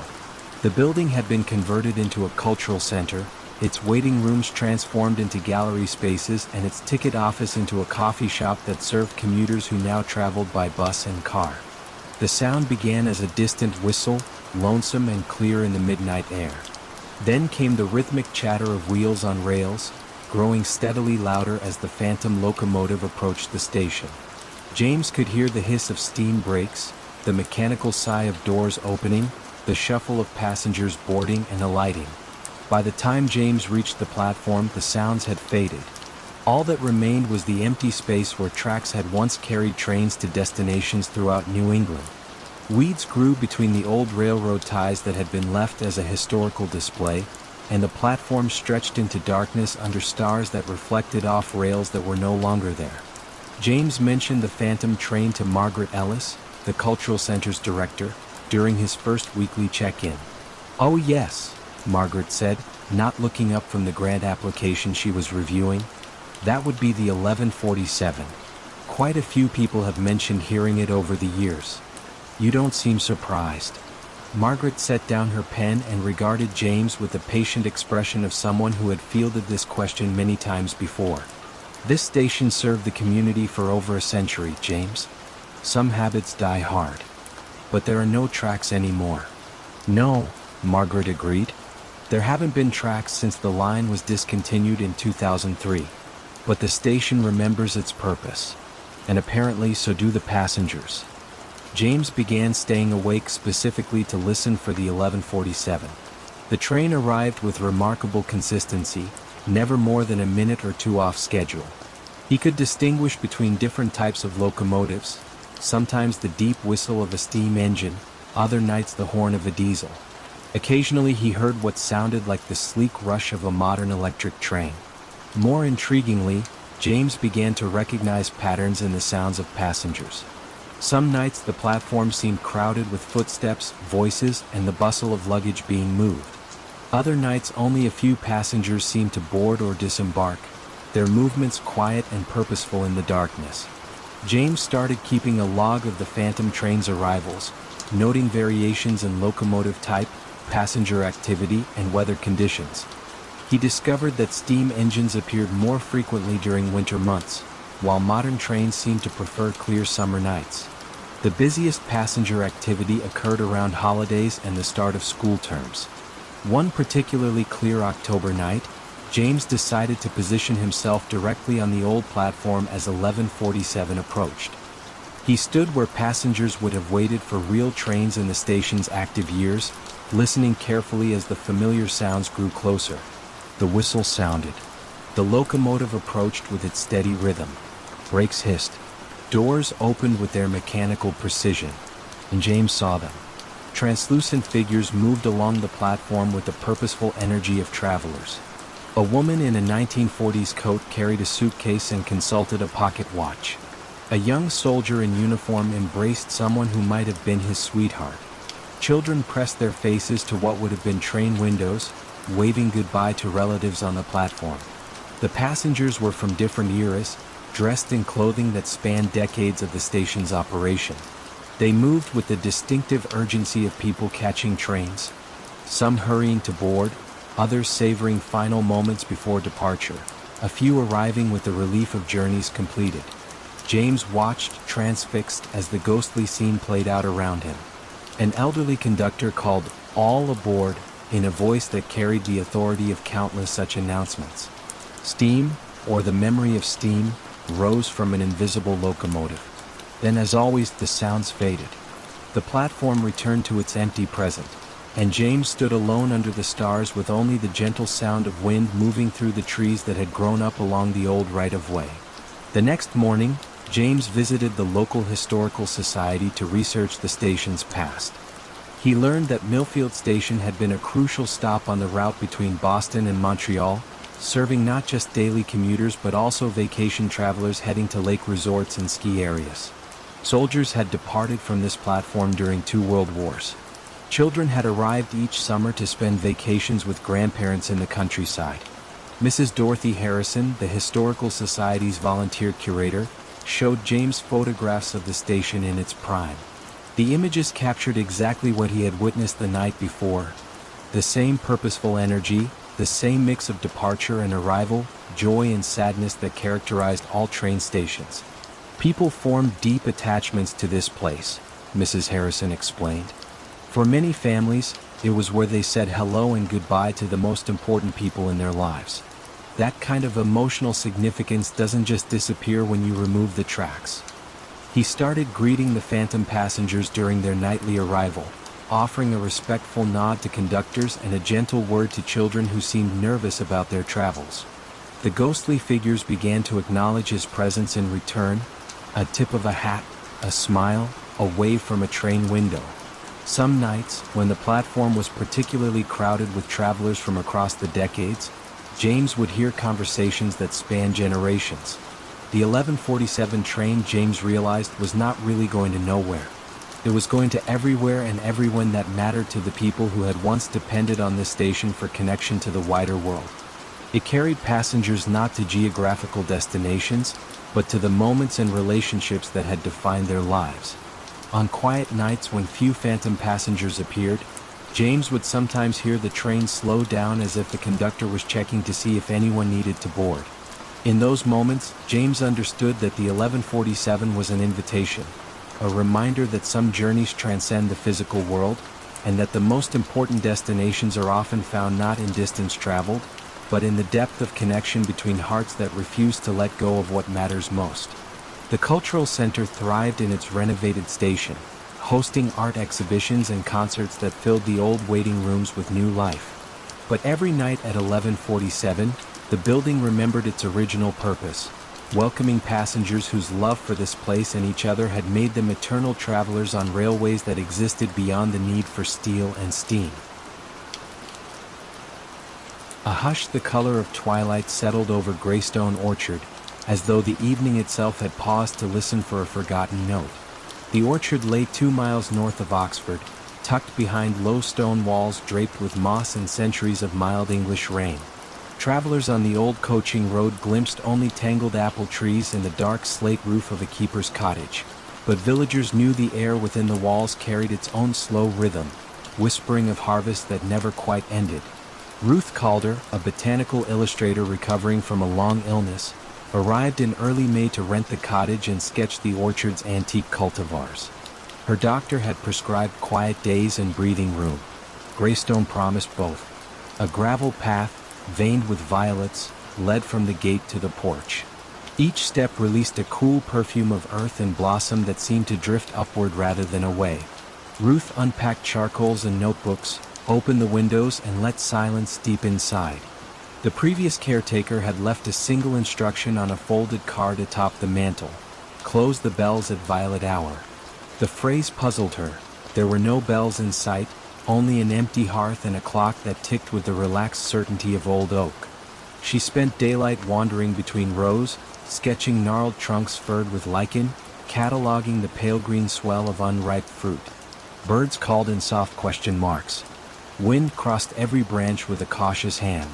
Yet each afternoon, when the sky tipped from blue to lilac and the sun's edge brushed the Cotswold hills, a faint chiming drifted through the trees.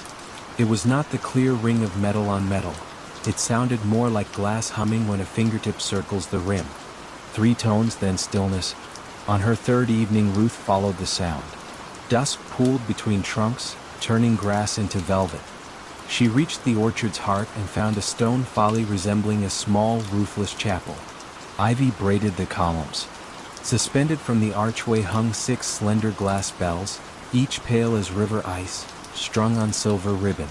They caught the last of the light and glimmered like captive dusk. No breeze stirred, yet one bell vibrated gently, releasing that round, thirsty note she had heard from afar. Ruth lifted a hand but stopped short of touch. The card's directive returned. Close the bells at violet hour. Close them? How? She glanced around and noticed a narrow wooden box resting on a low ledge. Inside lay 6 velvet pouches, deep plum in color, each stitched with the outline of an apple bough. Understanding moved through her like a calm breath. She slipped the first pouch over the humming bell. The tone softened, then ceased as if the bell had folded itself to rest. One by one she covered the remaining bells. When the last ribbon was stilled, dusk felt complete, no longer waiting for anything to end. She returned to the cottage where lamplight and a gentle fire settled her nerves. Sleep came easily, bearing quiet dreams of lilac skies that never darkened further.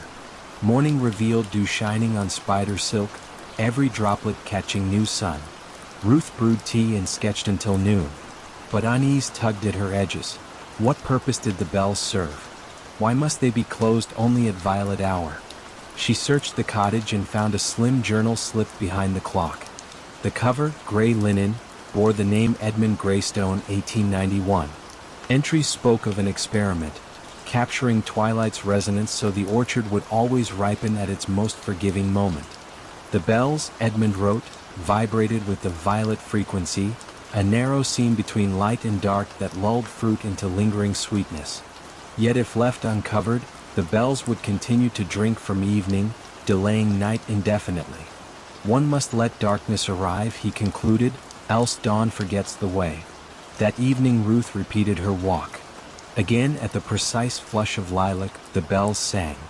She hushed them with the pouches, then lingered, sensing gratitude in the cooling air.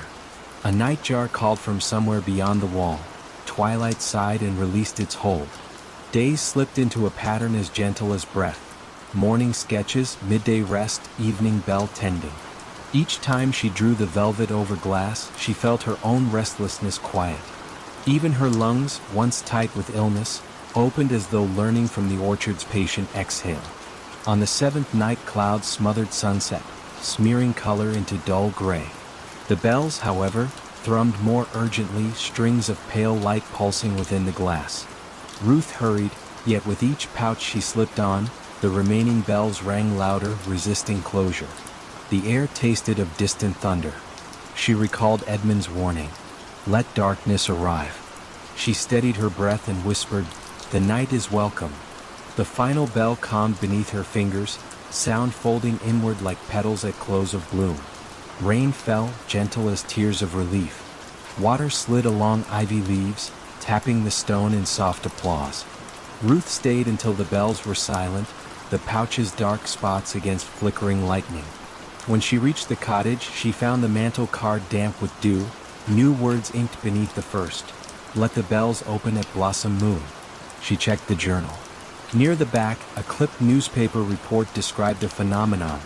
Every 3rd June, when the moon swells above Greystone, apple blossoms glow faintly in the dark as if remembering daylight.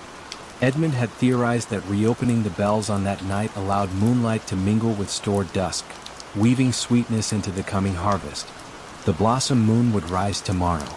When the evening arrived, clouds cleared, revealing a silver coin balanced on dark branches. Ruth walked to the folly, removed each pouch. As the glass met open air, tones unfurled, not louder but richer, chords layered like dawn behind clouds. Pale radiance seeped from bell to branch, petals shimmered with pearly light. The orchard seemed to breathe twice, once with earth, once with sky. Ruth closed her eyes, feeling the frequency settle into her bones, a gentle calibration of heartbeat and hope. She left the bells open that night.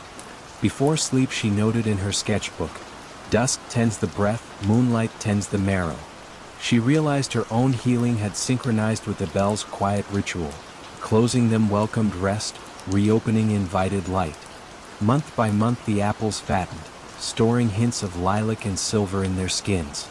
When Ruth finally packed to leave, she carried a basket for her doctor, fruit that tasted of calm evenings and patient moons. On the mantel she placed a fresh card, Close the bells at violet hour, open at blossom moon. The orchard remembers. As she latched the gate, twilight brushed the sky with the softest trace of purple. One bell rang once, farewell rather than alarm. Ruth smiled, the sound settling behind her ribs like a small, steady star. Nobody could say when the tall grass first learned to sway in perfect rhythm with the hallway clock. Yet on nights when the moon lifted over Lake Larkspur, the meadow around Willowmere Hall seemed to move as though listening for a chime that never quite arrived. The old estate rested on the Vermont shoreline where maples met water in quiet accord, and every path leading to its stone steps wore a hush strong enough to soften footfalls into memories rather than sounds. Willowmere had once hosted summer recitals, cellos murmuring beneath chandeliers, polite applause settling like dust. But decades slipped by, and melodies folded into cobwebs that clung to ceiling roses. Only one inhabitant remained now, Arthur Lee, a retired horologist whose gentle devotion to time had outlived the guests, the gardeners, even the family who'd first hired him to oversee their clocks. Early each dawn he walked the corridor connecting study to foyer, a brass key ring swaying lightly against his coat, testing the gears of every wall clock with patient fingers. Polished mahogany cases lined the passage like companions keeping watch. Their pendulums, shaped like quiet bells, moved in measured arcs that seemed almost contemplative. Yet there was one clock Arthur never touched. It stood alone at the far end of the gallery, encased in pale birch that caught morning light and turned it to silver. The grandfather's face bore no numerals, only faint etchings of willow leaves circling a single blue hand. Residents before him had called it the Larkspur Dial. Local legend, traded over tea in neighboring cottages, claimed the clock chimed only when the lake was calm enough to mirror the sky without a ripple, and when it chimed, something lost would find its way home. Arthur had never heard the sound himself, not once in 40 years. Still, his routine included pausing before the birch case, bowing his head as though greeting an elder whose language he could not speak. He suspected the mechanism, if there was one, had long ceased. Yet the blue hand moved, imperceptibly but inevitably, and each sunset he found it waiting just shy of the 12, as if hesitant to complete a circle. One September afternoon brought a coolness that tasted faintly of wood smoke. Arthur opened shutters to let the season breathe through the hall. Sunlight formed slender aisles between dust motes, and in those lovely aisles he sensed a difference. An angle of light he couldn't name, but felt across his shoulders like a question. He closed each shutter again, careful and calm, only to notice upon returning that the Larkspur Dial's blue hand now pointed exactly to the 12. No chime sounded. The corridor kept its hush. Yet beyond the window panes, the meadow grass had stilled, holding the moment so gently it seemed afraid to rustle even for wind. Arthur studied the clock's face, saw no tremor, heard no click, but something within the birch case seemed to draw breath. He leaned closer, detecting a faint scent of rain on stone, a scent impossible indoors. That evening, rather than retreat to his modest bedroom under the eaves, he prepared a chair in the gallery. He brewed chamomile, carried the cup to a small side table, and lit a single oil lamp in case dusk grew timid. Then he sat opposite the Larkspur Dial, the meadow's hush pressed to the windows, and waited. Hours elongated yet felt unburdened. The lamp flame dipped whenever the lake sent a sigh across the shoreboards.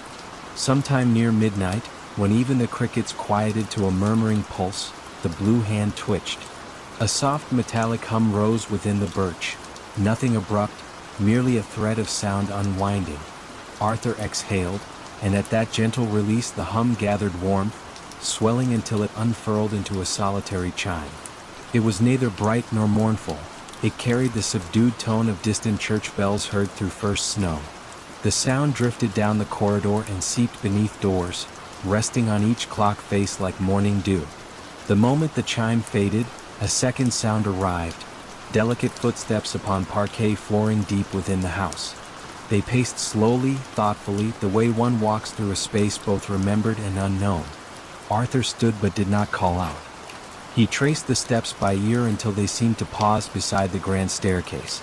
In the subdued lamplight he saw her, a woman in a traveling coat, pearl gray, holding gloves she did not wear.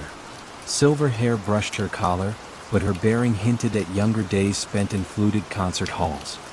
Her gaze swept the corridor with calm recognition, then settled on Arthur as though he were the awaited host rather than custodian. "No train runs this late," he whispered, the words more observation than question. "I didn't travel by rail," she replied, voice threaded with the softness of turning pages. "I followed a sound I knew once." Together they faced the larkspur dial. The blue hand remained at 12, yet the willow etchings glowed faintly as if moonlit from within. She stepped forward, removed a slender brass key from her coat pocket, and offered it to Arthur. Its bow shaped a willow leaf twin to those etched on the dial. "My father left this," she said. "He wished the hall to welcome us home only when we were ready to listen again." Arthur accepted the key without surprise. He had tended countless locks, but this one felt different, lighter than brass, almost weightless. He opened the case, revealing gears of glass that caught lamplight and shimmered like water. In the heart of the mechanism rested an empty cradle, waiting. He placed the key there, and delicate springs inhaled. The blue hand moved forward, and a second chime, lower than the first, traveled through floor and stone, drifting outside to the lake where it rippled the surface into rings that glimmered under the moon. From the shore, lanterns began to appear, carried by villagers who sensed the long silent bell. Feet padded across dew-cooled grass. Voices hushed in wonder. An unspoken invitation drew them nearer, yet no one crossed the threshold. They simply watched as light awakened in high windows, one by one, as though the house were remembering its own rooms. Inside, Arthur turned to the woman. "Will you stay?" "I believe the hall asked the same," she answered, eyes misted with tired gratitude. She set her gloves on the chair, the gesture small but decisive, and together they listened to distant clocks reset themselves, gears slipping into newfound ease. Outside, the meadow resumed its gentle sway, no longer bound to unanswered longing. The ripples upon Lake Larkspur widened, then settled, mirroring stars so clearly that the night seemed deeper yet kinder. And within Willowmere Hall, the Larkspur dial kept time not for departure, but for arrival, its chime now a promise that whatever drifted away might someday return, unhurried and whole, when the hour, and the listener, were quiet enough to receive it. The museum's night watchman had been making his rounds for 30 years, though he had been dead for 15 of them. Detective Lisa Morgan discovered this impossibility while investigating a series of minor thefts at the Riverside Museum of Natural History. The stolen items were curious in their insignificance: a Victorian microscope missing a lens, a collection of pressed flowers with half the specimens removed, fragments of pottery from an otherwise intact display. The thefts occurred despite the museum's sophisticated security system and the presence of Walter Kowalski, the night watchman who had guarded the building since 1978. Walter was a fixture at the museum, a quiet man in his 70s who took pride in knowing every exhibit, every artifact, every shadow cast by the building's skylights on moonlit nights. Lisa first met Walter during her initial visit to the museum. She found him in the paleontology wing at 3 in the morning, making his methodical rounds with a small flashlight and a clipboard where he noted the time and location of each security check. "Terrible business, these thefts," Walter said, his voice carrying the slight accent of someone who had emigrated from Eastern Europe decades earlier. "In all my years here, we've never had troubles like this." Walter appeared to be exactly what the museum director had described: a dedicated employee who treated the building and its contents as if they were his own family heirlooms. He moved through the galleries with the careful familiarity of long practice, checking locks, adjusting thermostats, ensuring that the precious collections remained safe through the vulnerable hours of darkness. "How long have you been working here, Walter?" Lisa asked as they walked through the mineral exhibition. 31 years come December," he replied, pausing to straighten the information placard that had been knocked slightly askew. "Started just before Christmas 1978. Mr. Patterson hired me himself, God rest his soul." Lisa made a note to verify Walter's employment records, though she had no particular reason to doubt his story. He seemed like exactly the sort of employee museums treasured: reliable, knowledgeable, and possessed of the kind of protective instinct that treated every artifact as irreplaceable. The thefts continued despite increased patrols and additional security cameras. What puzzled Lisa most was the complete absence of the thieves on any surveillance footage. The cameras showed Walter making his regular rounds, but never captured any unauthorized presence in the building. More strangely, Walter himself never appeared on the newer digital security cameras, though he was clearly visible to Lisa and other museum staff members. The older analog system recorded him without problem, but any camera installed after 2008 showed only empty corridors during the hours when Walter claimed to be patrolling. Lisa began to investigate Walter's background more thoroughly. The employment records at the museum confirmed his hire date and showed consistent performance reviews over 3 decades. But when she contacted the Social Security Administration, she discovered that Walter Kowalski had died in 2008, the same year the museum had upgraded its security system.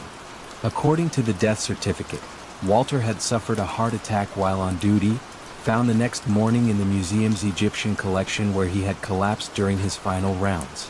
When Lisa returned to the museum that night, she found Walter in his usual place, beginning his methodical patrol of the galleries. He greeted her with the same courteous professionalism he had shown during their previous encounters. "Walter," she said carefully, "I need to ask you about your employment status here." He paused in his examination of a display case lock, looking at her with mild curiosity. "My employment status? I'm not sure what you mean, detective. When did you last speak with the museum director about your job?" Walter considered this question with the same careful attention he gave to his security checks. "Well, I don't see Mr. Patterson much anymore. The new director, Miss Chen, she works during the day. We pass each other sometimes when I'm finishing my shift." Lisa realized that Walter genuinely believed he was still employed, still making his necessary rounds. Death had not interrupted his sense of duty or his deep connection to the museum's collections. "The thefts, Walter. Do you have any theories about who might be taking things?" Walter's expression grew troubled. "That's what puzzles me most. I know every inch of this building, every sound it makes at night. I would notice if someone was moving through the galleries who shouldn't be here." Lisa began to understand that the thefts might be connected not to an outside intruder, but to Walter himself. Perhaps his protective instincts had evolved into something more complex, driving him to relocate items he felt were particularly vulnerable or precious. She started tracking the stolen objects more carefully and discovered a pattern. Each missing item had been scheduled for transfer to storage or loan to other institutions.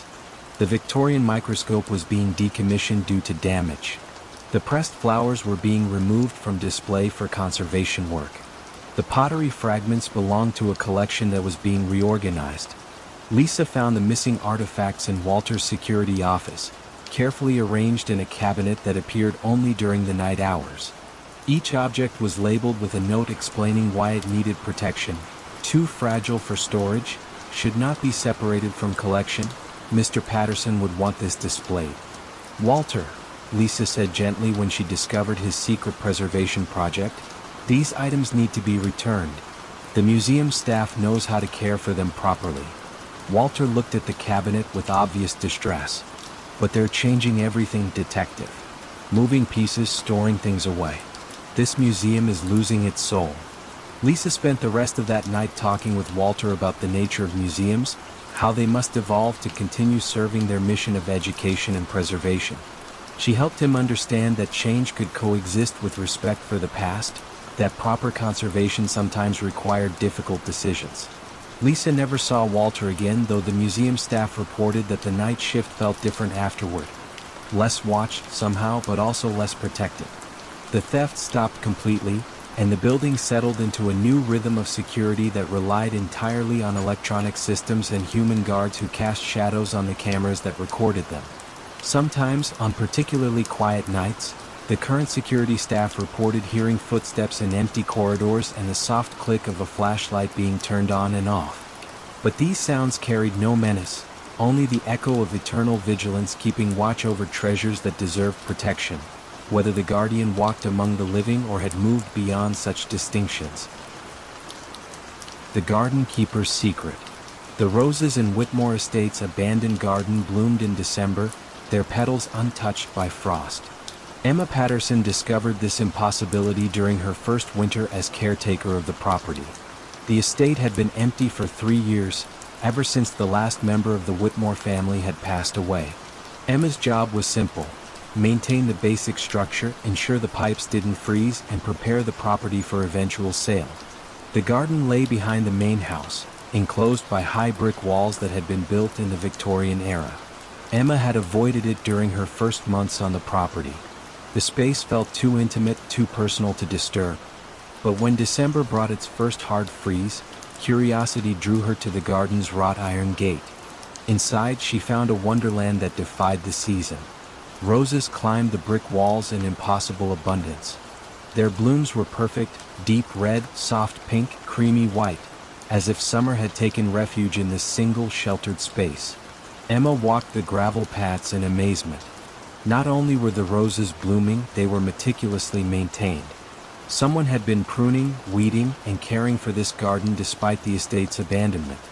She found him on her third visit to the garden. An elderly man knelt beside a rose bed, working compost into the soil with the careful attention of a practiced gardener. He wore a worn tweed jacket and canvas gloves, and his silver hair was neatly combed despite the morning's work.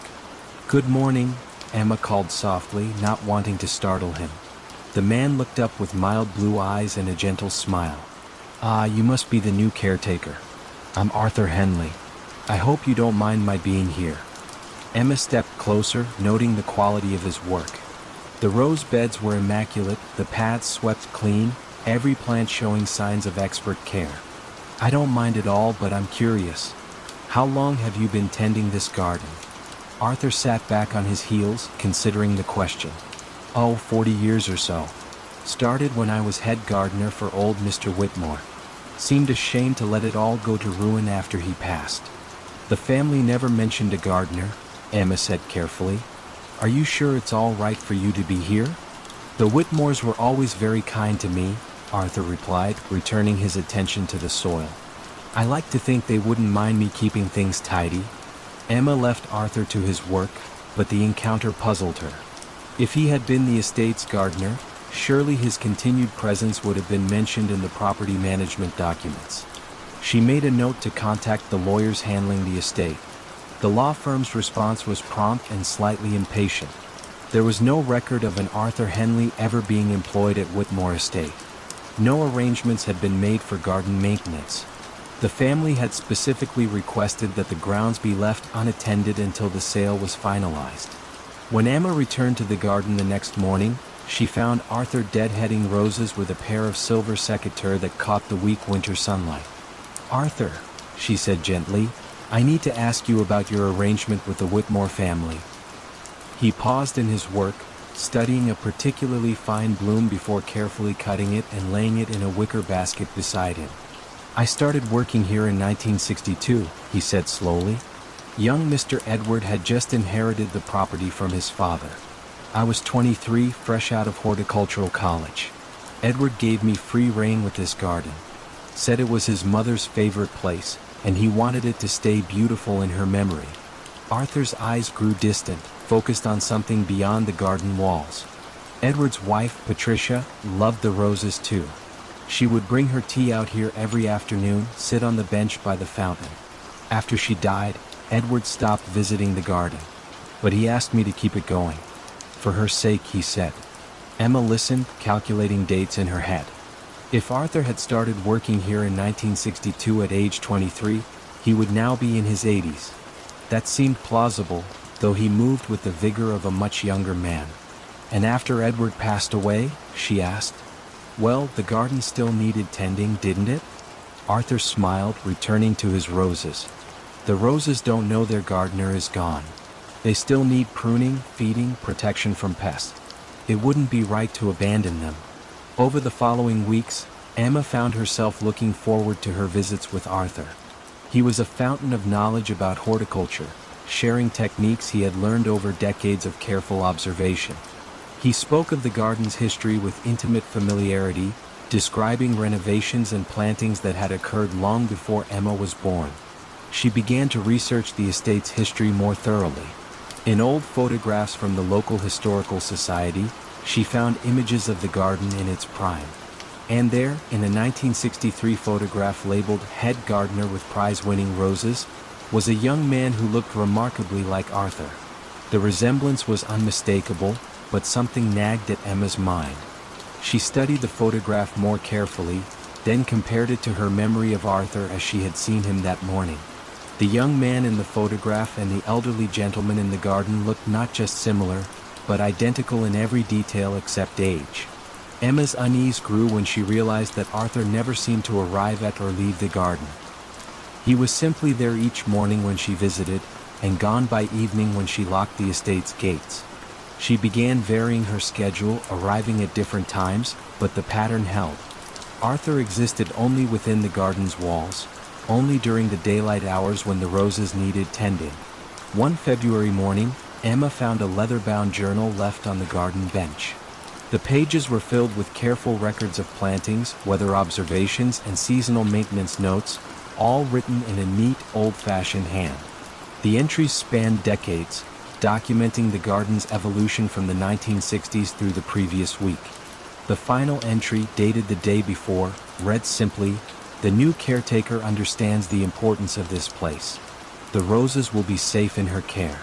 The garden chooses its own guardians, and it has chosen well." Emma never saw Arthur again, but the roses continued to bloom through that winter and into spring. When the estate was finally sold to a young family who promised to restore the gardens, Emma felt a deep sense of satisfaction. On her last day as caretaker, she sat on the bench where Patricia Whitmore had once enjoyed her afternoon tea. The roses nodded in the gentle breeze, their blooms perfect and eternal. And Emma could have sworn she heard, carried on the wind, the soft sound of someone humming an old gardening song while tending to flowers that would bloom forever in the memory of love. The music began exactly at midnight, drifting through the stone corridors like a memory made audible. Dr. Helena Voss first heard it on her third night working alone in the Bodleian Library's restricted archives. She had taken the position in Oxford to catalogue a recently donated collection of medieval manuscripts. The work required after-hours access when the main library was closed and the ancient building settled into its nighttime stillness. The melody was faint but unmistakable. A single voice, unaccompanied, singing what sounded like a medieval plain chant. The notes seemed to echo from somewhere deep within the building's maze of storage rooms and forgotten chambers. Helena paused in her work, listening. The voice was beautiful but melancholy, carrying words in a language she couldn't identify. After several minutes, the singing faded away, leaving only the familiar whisper of the heating system and the distant sound of Oxford's late-night traffic. She mentioned the music to Dr. Pemberton, the head archivist, the following morning. He looked puzzled, adjusting his wire-rimmed glasses in the way he did when confronted with something unexpected. Music? At midnight? He considered this carefully. These old buildings do strange things with sound. Pipes settling, wind in the ventilation systems. The acoustics can play tricks. But Helena knew the difference between mechanical sounds and human voice. The melody had been too pure, too intentional to be anything but deliberate music. The singing returned the next night. This time, Helena left her workstation to investigate. She followed the sound through corridors lined with centuries-old books, past reading rooms where scholars had pondered manuscripts by candlelight long before electricity illuminated their work. The voice seemed to move through the building like a ghost, always just ahead of her footsteps. When she paused to listen more carefully, it would fade. When she resumed walking, it would return, leading her deeper into sections of the library she hadn't yet explored. Helena found herself in a circular room she had never seen before. Ancient wooden shelves curved along the walls, filled with manuscripts bound in cracked leather and vellum. In the center of the room stood a single desk with a green-shaded lamp that cast a pool of warm light on its surface. The singing stopped abruptly.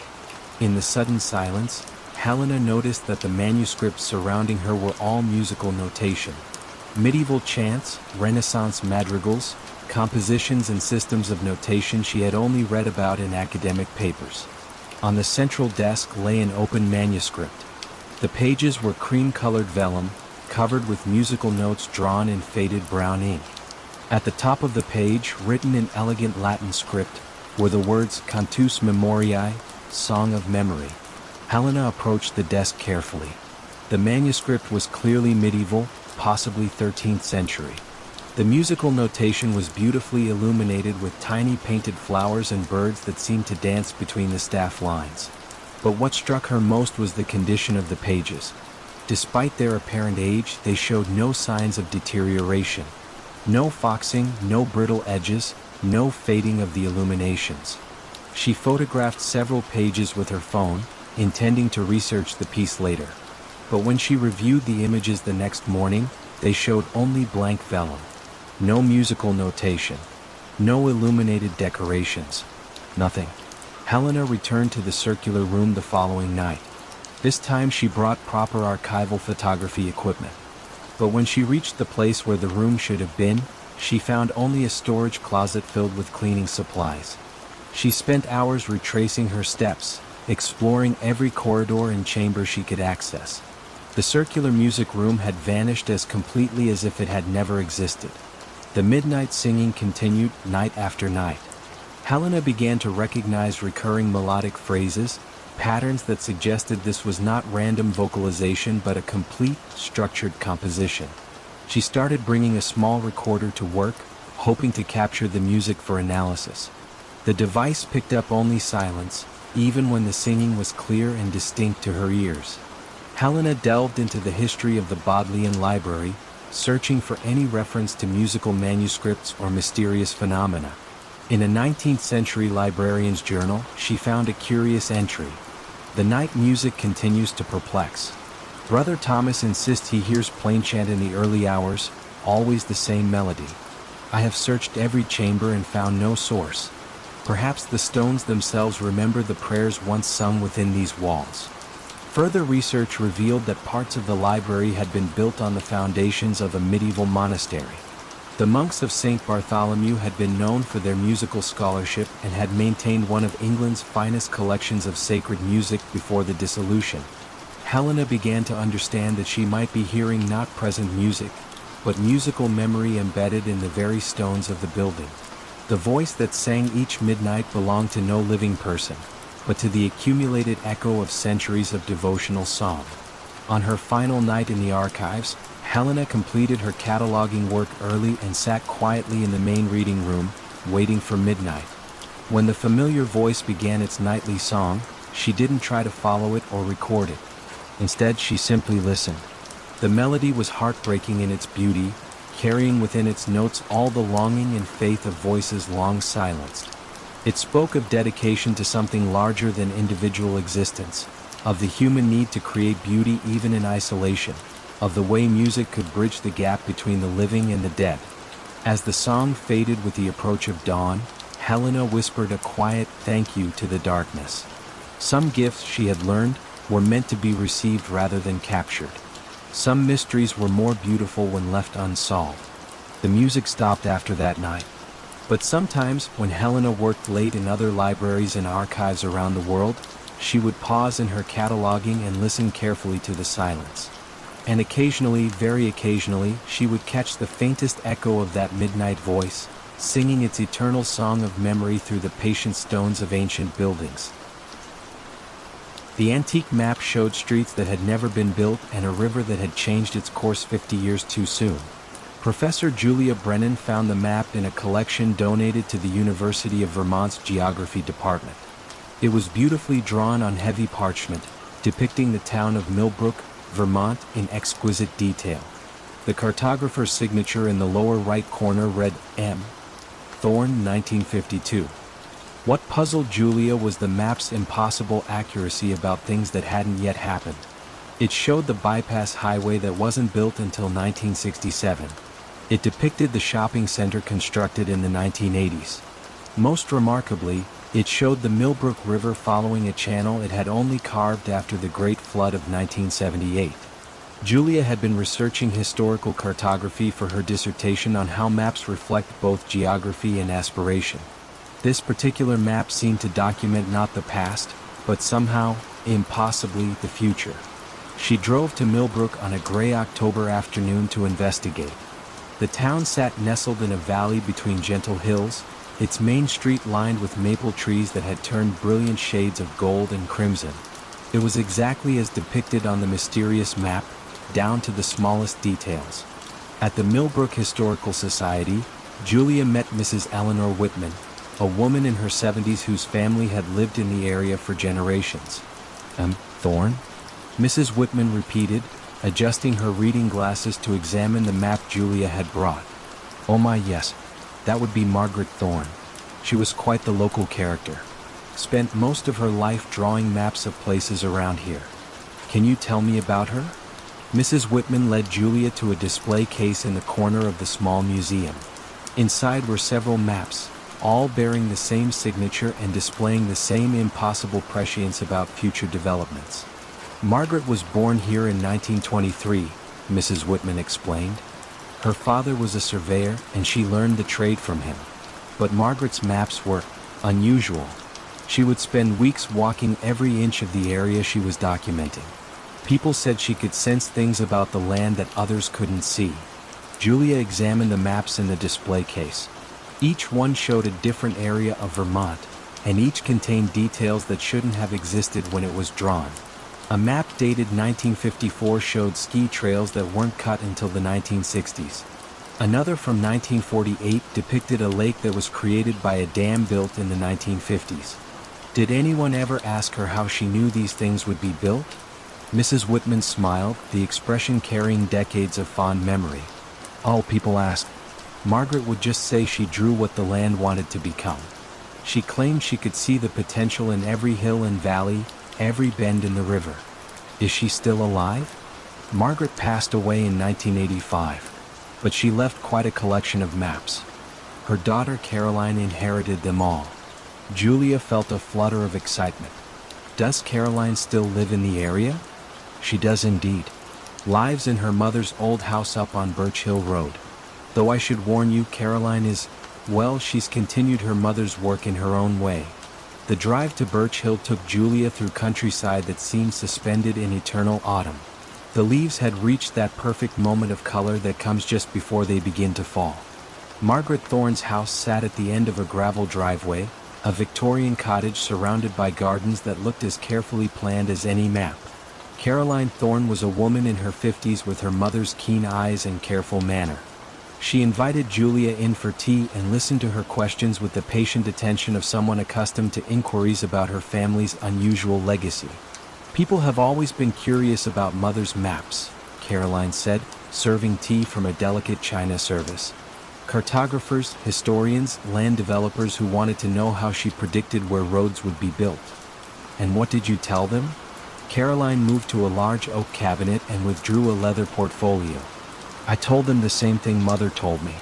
She didn't predict the future. She read the landscape. Caroline opened the portfolio to reveal dozens of maps, each one a masterpiece of detail and impossible foresight. Julia saw town squares that existed only as vacant lots when the maps were drawn, bridges that spanned rivers at precisely the points where they would eventually be built. Mother taught me that land has memory and intention, Caroline explained. Rivers remember their old channels even after they've been diverted. Hills remember the paths that people and animals naturally want to take. If you know how to look, you can see where things want to be built. Caroline pulled out a map that was clearly recent, drawn in the same careful style as her mother's work but showing contemporary Millbrook with additions that didn't yet exist. I've continued the tradition, she said simply. This map shows Millbrook as it will be in 10 years. The town council doesn't know it yet, but they'll want to build a new library right here. She pointed to a carefully drawn building on a lot that currently stood empty. Julia studied the map with fascination and growing unease. How can you know that? The same way Mother knew. I walk the land. I listen to what it tells me. Every place has a destiny, Professor Brennan. Some people build against that destiny and struggle. Others learn to work with it and find that their projects succeed beyond their wildest hopes. Caroline returned the maps to their portfolio with careful reverence.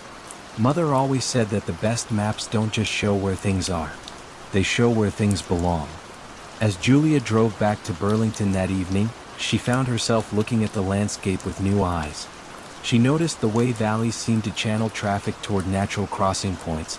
She observed how hilltops invited the placement of houses and how rivers carved paths that seemed to anticipate the bridges that would eventually span them. When she returned to her research, Julia approached her dissertation with a different perspective. She began to write about maps not as static documents of what exists, but as conversations between human intention and the subtle preferences of the land itself. And sometimes, late at night when she was working on her research, Julia would think about Margaret and Caroline Thorne walking the hills and valleys of Vermont, reading the landscape like a book written in a language only they could understand, drawing maps that showed not what was, but what was always meant to be. A thin ribbon of mist curled above the pond, a silent sundial marking the slow drift of dawn. Stillwater Glen was the sort of New Hampshire village that hid almost on purpose, cradled by white pines and granite ledges, its 3 clapboard houses mirrored in water smooth enough to hold secrets. The only road arrived, then politely turned back the way it came. Just beyond the far bank stood a shingled boathouse with a cedar cupola and a narrow tower stitched to its side. Locals called the structure the water clock, though most had never seen it operate. The tower's upper window held a wooden dial carved with small moons. Beneath it ran a channel, guiding pond water through unseen gears.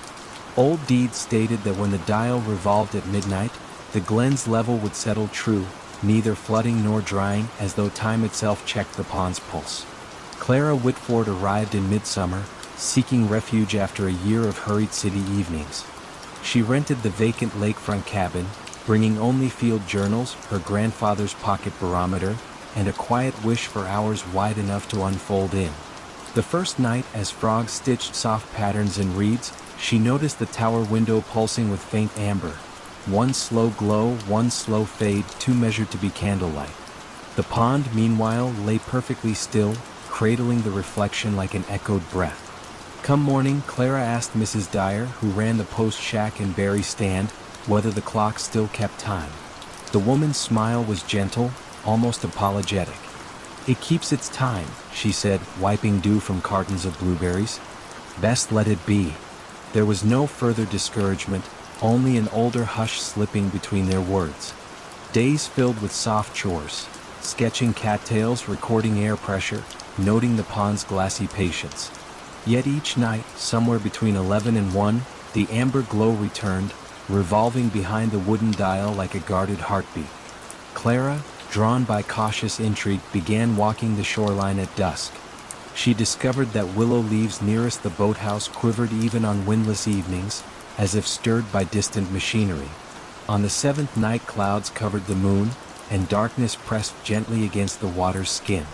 Clara stood at the tower door, a padlock hanging open, its clasp unlatched as though waiting.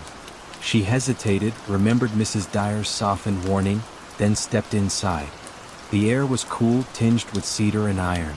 A wooden stair curved upward, threads of lamplight spilling down steps worn smooth by time but not by recent feet. She climbed carefully. At the summit, the room widened into a circular chamber. Brass troughs guided pond water through a lattice of wheels. Drops struck resonant bowls tuned to quiet notes, a hidden music scarcely louder than breath.